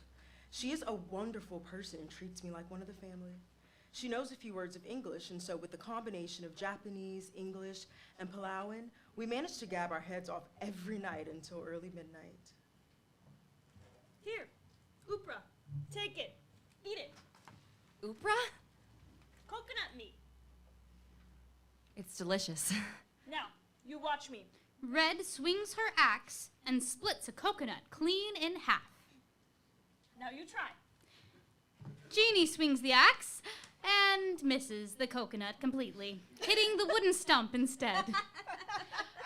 I've been teaching her some American songs, and she's been sharing some Palauan ones with me. Of course, we both sing Tokyo Ondo together. Yatona sori yoi yoi yoi. Yatona sori yoi yoi yoi. Yatona sori yoi yoi yoi. Yatona sori yoi yoi yoi. Lights fade on Yumiko and Nobu-san, slow dancing in their kitchen. A few months later, the year is 1950. Jeannie has recently returned to New York, jet-lagged and with an ear infection.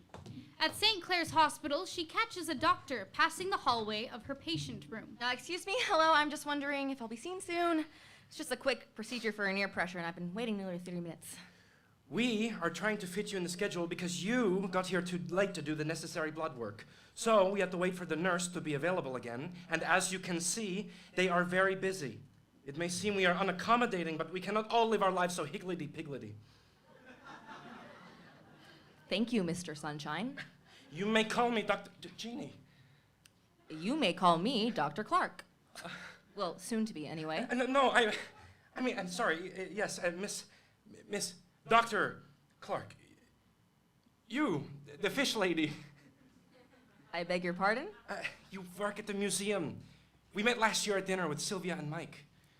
You know, I must have gotten your name wrong when I tried to look you up. I could not find one single Jeannie in the directory of the Department of Fishes. That's because I work in the Department of Animals.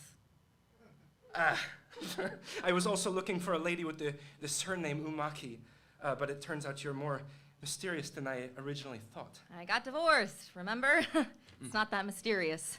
I just hadn't gotten around to changing my name back to Clark yet when we met. It's certainly very brave and bold of you to change it back. You're a strong-willed and determined woman, I can tell. I thought you just said I was all higgledy-piggledy. Well, you know what? I will complete your lab work now myself, so you may get on with your procedure as scheduled. You are going to draw my blood. Is there a problem with that? I mean, isn't that below your pay grade? Let us say I will make an exception for an old friend. Ilias leans over Jeannie to tie a rubber band around her bicep. They get very close. A moment, they kiss.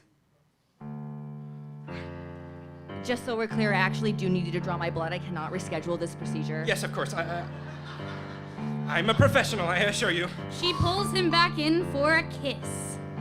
The stage starts shifting as we move through time and witness vignettes of Jeannie and Ilias in their early love story phase. Jeannie and Ilias have their first date at the Met Opera. Jeannie and Ilias commute on the subway where they each read their own scientific papers. Jeannie and Ilias study in Jeannie's museum office together in the middle of the night.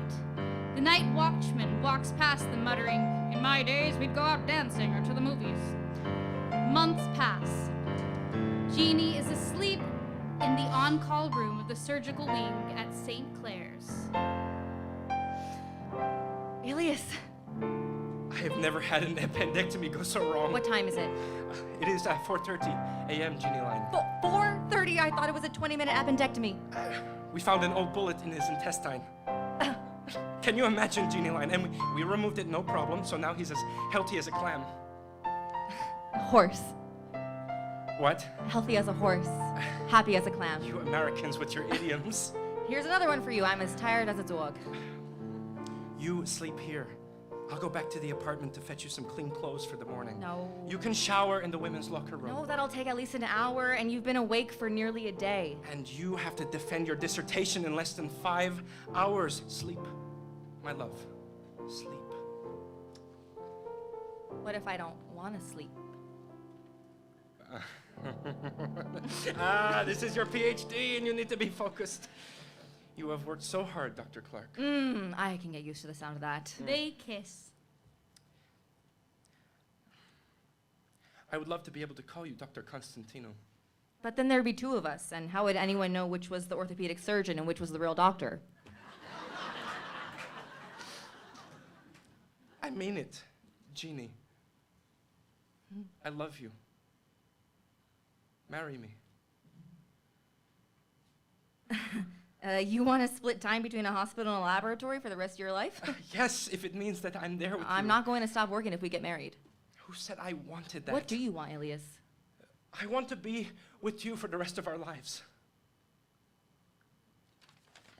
Maybe we should wait until I'm back from Egypt. I'm not turning down the Fulbright scholarship, the opportunity to study poisonous fishes in the Red Sea when no one has conducted scientific research there. I'm not asking you to turn it down. But engaged, and to get engaged and then be apart for a whole year. I'll meet you there. I have some time after I complete my residency. It's perfect, Jeannie Line. We can visit my parents in Athens. It's such a short flight from Cairo. Or they can come to us. We can get married there and honeymoon on the Red Sea. You don't want to marry me. Did you literally not just hear a word I just said? Elias, it's not that I don't want to marry you or that I don't love you. What is it then? I won't be able to give you a family. We'll figure it out.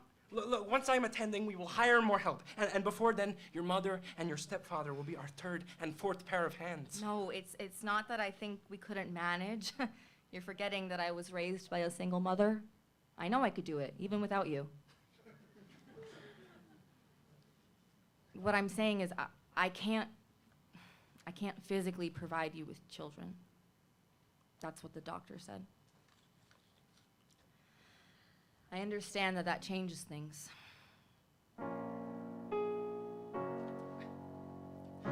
That's all right. Jeannie Lynn, we will adopt them. What? I don't mind if our family is different or unconventional. It's not blood or genes that matter to me. It's you, Jeannie. See what I did there? Yeah, very clever. Your sharp mind, your compassion, the way you make me feel. Tell me all of your plans and give me your hand, 'cause I'd love to be there with you. You know we've got options, I'm already locked in, as long as I'm there with you. You say that now, but what if you change your mind? I won't. Elias, how do you know that? Why are you so scared? I was told it'd be highly improbable. It's told it'd be highly improbable. Of both a career and a family, I'd never have anything to show for their time invested in me. And so after Roy and I, we tried and tried. I said it was hopeless, it's time to focus. Go get your degree, Jeannie. So foolish to think for a moment that I'd have with children and the sea. But what if we did it together as a team? I know you're capable, but you don't have to do it alone. What if we could do anything we wanted to? There are more options, foster and adoption. Say the word and I'm there with you. And what if we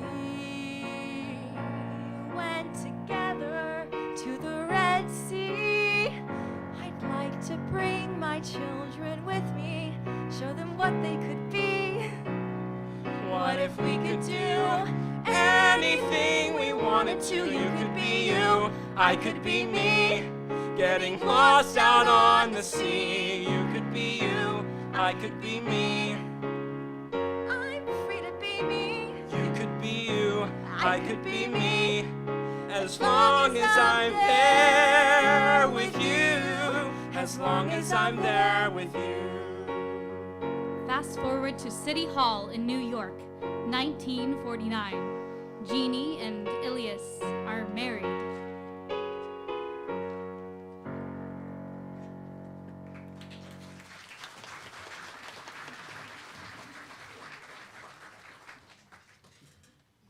The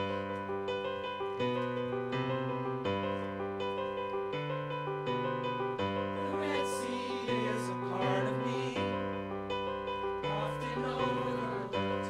No scientist has visited me in hundreds of years. Jeannie spent a year with me, diving with her spear, seeking poison in the water, rising above her fear. Though she was an outsider in a foreign land, with every reason to be scared, she swam with caution and care, befriending locals everywhere.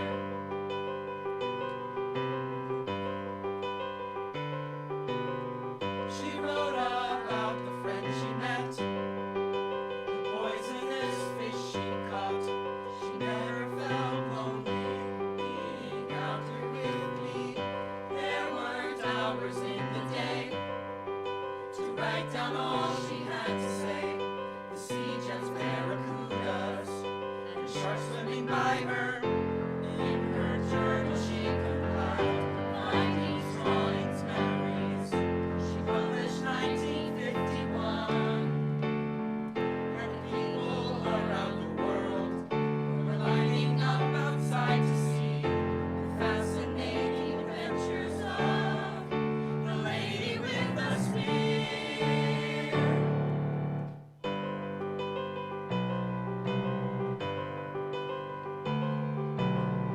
Then one day Jeannie got a call, a new invitation to start her own lab. Her dream is waiting in peace. The year is 1954. November, New York City. Yumiko is helping Jeannie pack up their home on West End Ave. Jeannie is very pregnant with her second child, Aya. I'm sweating. It's good for you. Let me turn on the fan or I'll have to shower again before bed. No, the cold breeze is bad for your chi, bad for the baby. The doctor also said that my uterus was a suitable home for a fetus, and I'm pregnant again. So I think that these babies are a little more resilient than you think. You are multiplying like your little fish you used to have in your tank. Oh, but to be a female pipefish right now. To be a what? A female pipefish, because the male pipefish are the ones that carry the fertilized egg. Ah, yes, the ones that look like seahorses. Except they've got no neck and they pout a little like they're snubbing everybody. Hira starts to cry in her sleep. Come, come, little Hira. Shh. Will you sing her the song? I don't remember all the words, Jeannie. I know you do.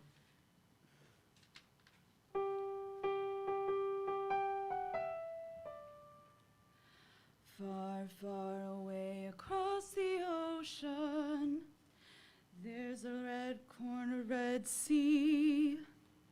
The desert hills meet the deep blue water. Down below, a secret waits for me.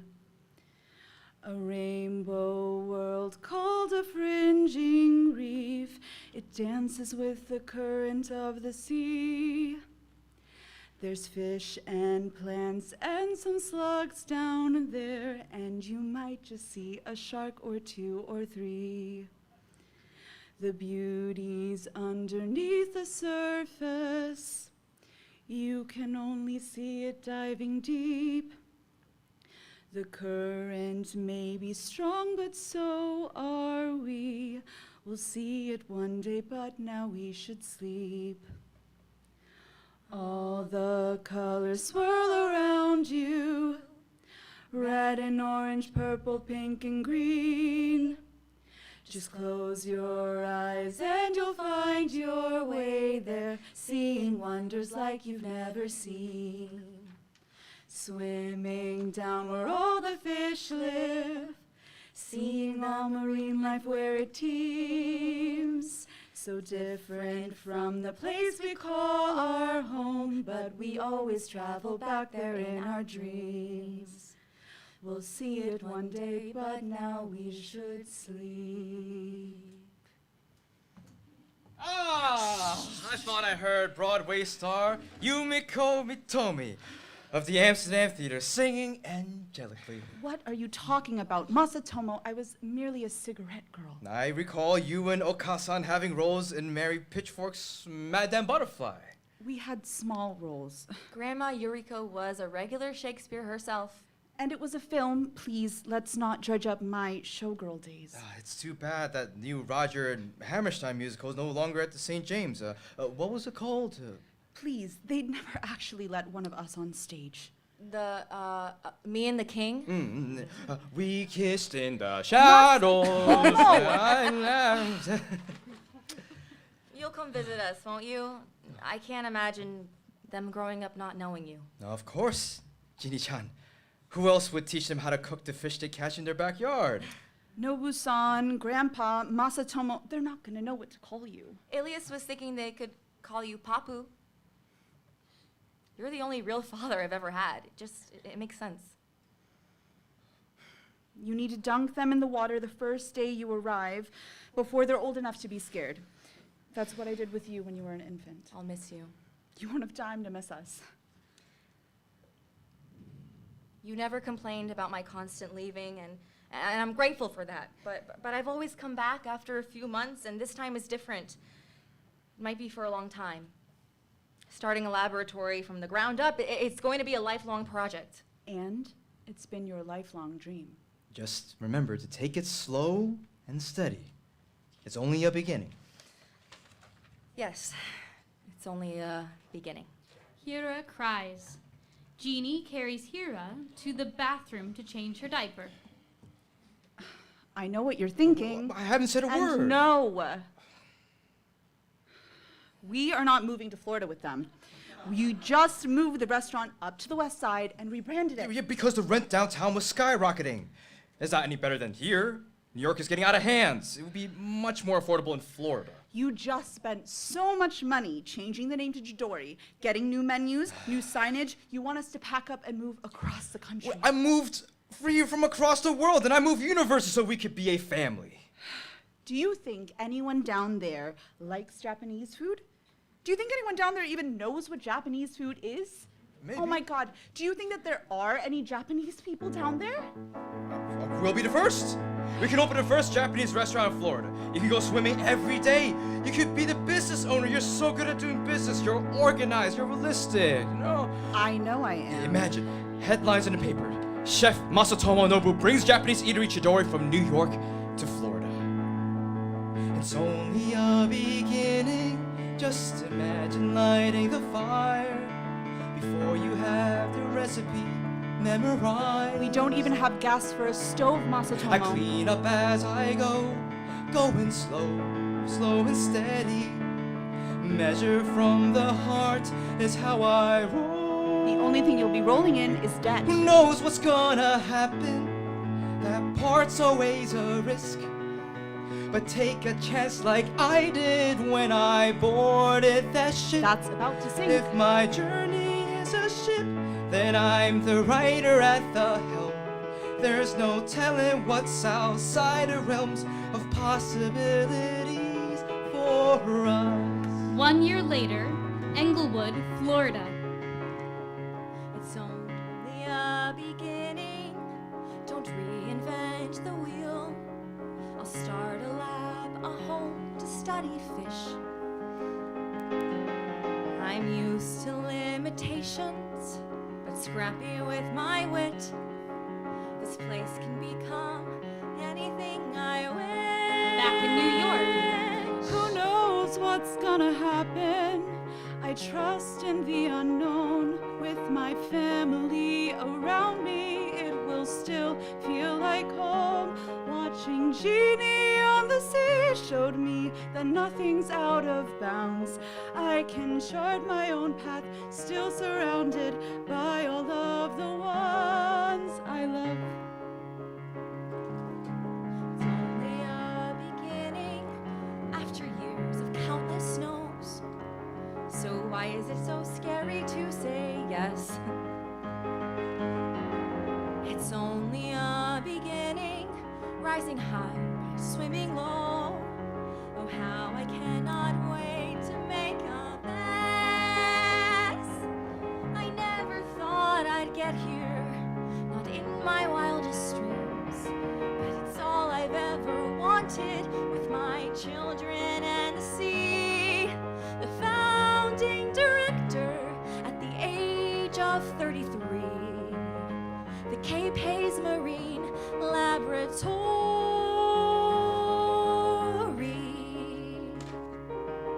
Over at the Hampton Institute in Virginia. They said I had no right. They said it couldn't be done. So I took all that negative energy, used it as fuel for my new dreams. The Department of Marine and Environmental Science. All those years that I waited, now the Hampton Institute is the place that I've created.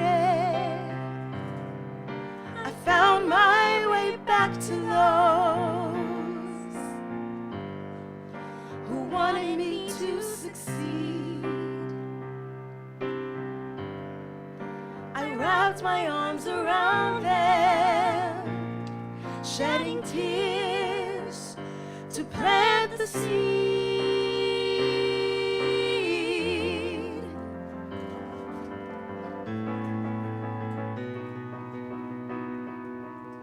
It's only a beginning. I'm going back to school, teaching high school kids biology. It's only a beginning. My mom is by my side. Together we were strong enough to leave. Who knows what's gonna happen? Who knows what's gonna happen? Who knows what's gonna happen? It's only a beginning.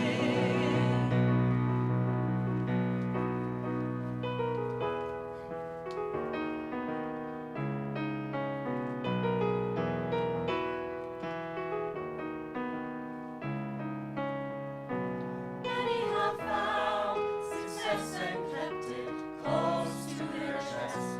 Many won't share the secrets they uncover in life. But she knew there's more left out there to explore. So lending her hand, passing the torch, inspired a new wave of women, helping them see, guiding their way to their journeys to the sea. That is how Eugenie paved the path for me. I can see my journey slow and steady. I can see the ocean waiting patiently. Today is January 5th, 1955. Just 1 month since we touched down.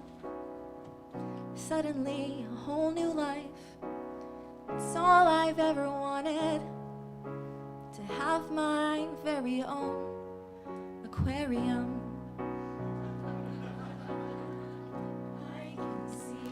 I can see all of the women before me.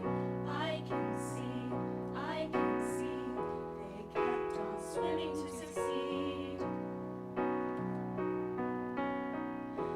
What would she feel if she saw me now?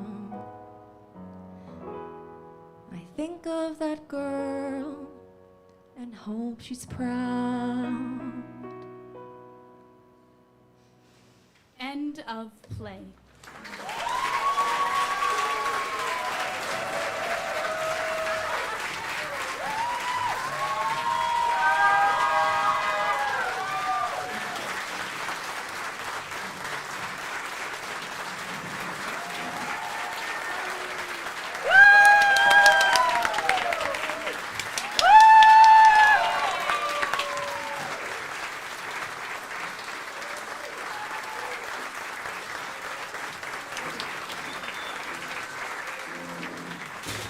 Thank you, everybody, for being here. I can't believe this is happening. And I just wanted to, I want to hug and see every single one of you.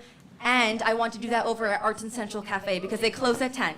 And last call is 9:45. So I would love for you all to journey on 2 blocks over to Arts and Central so we can clear the space here. Thank you so much. I don't have the words, so yeah, thank you, everybody. I love you all. Let's go have a drink.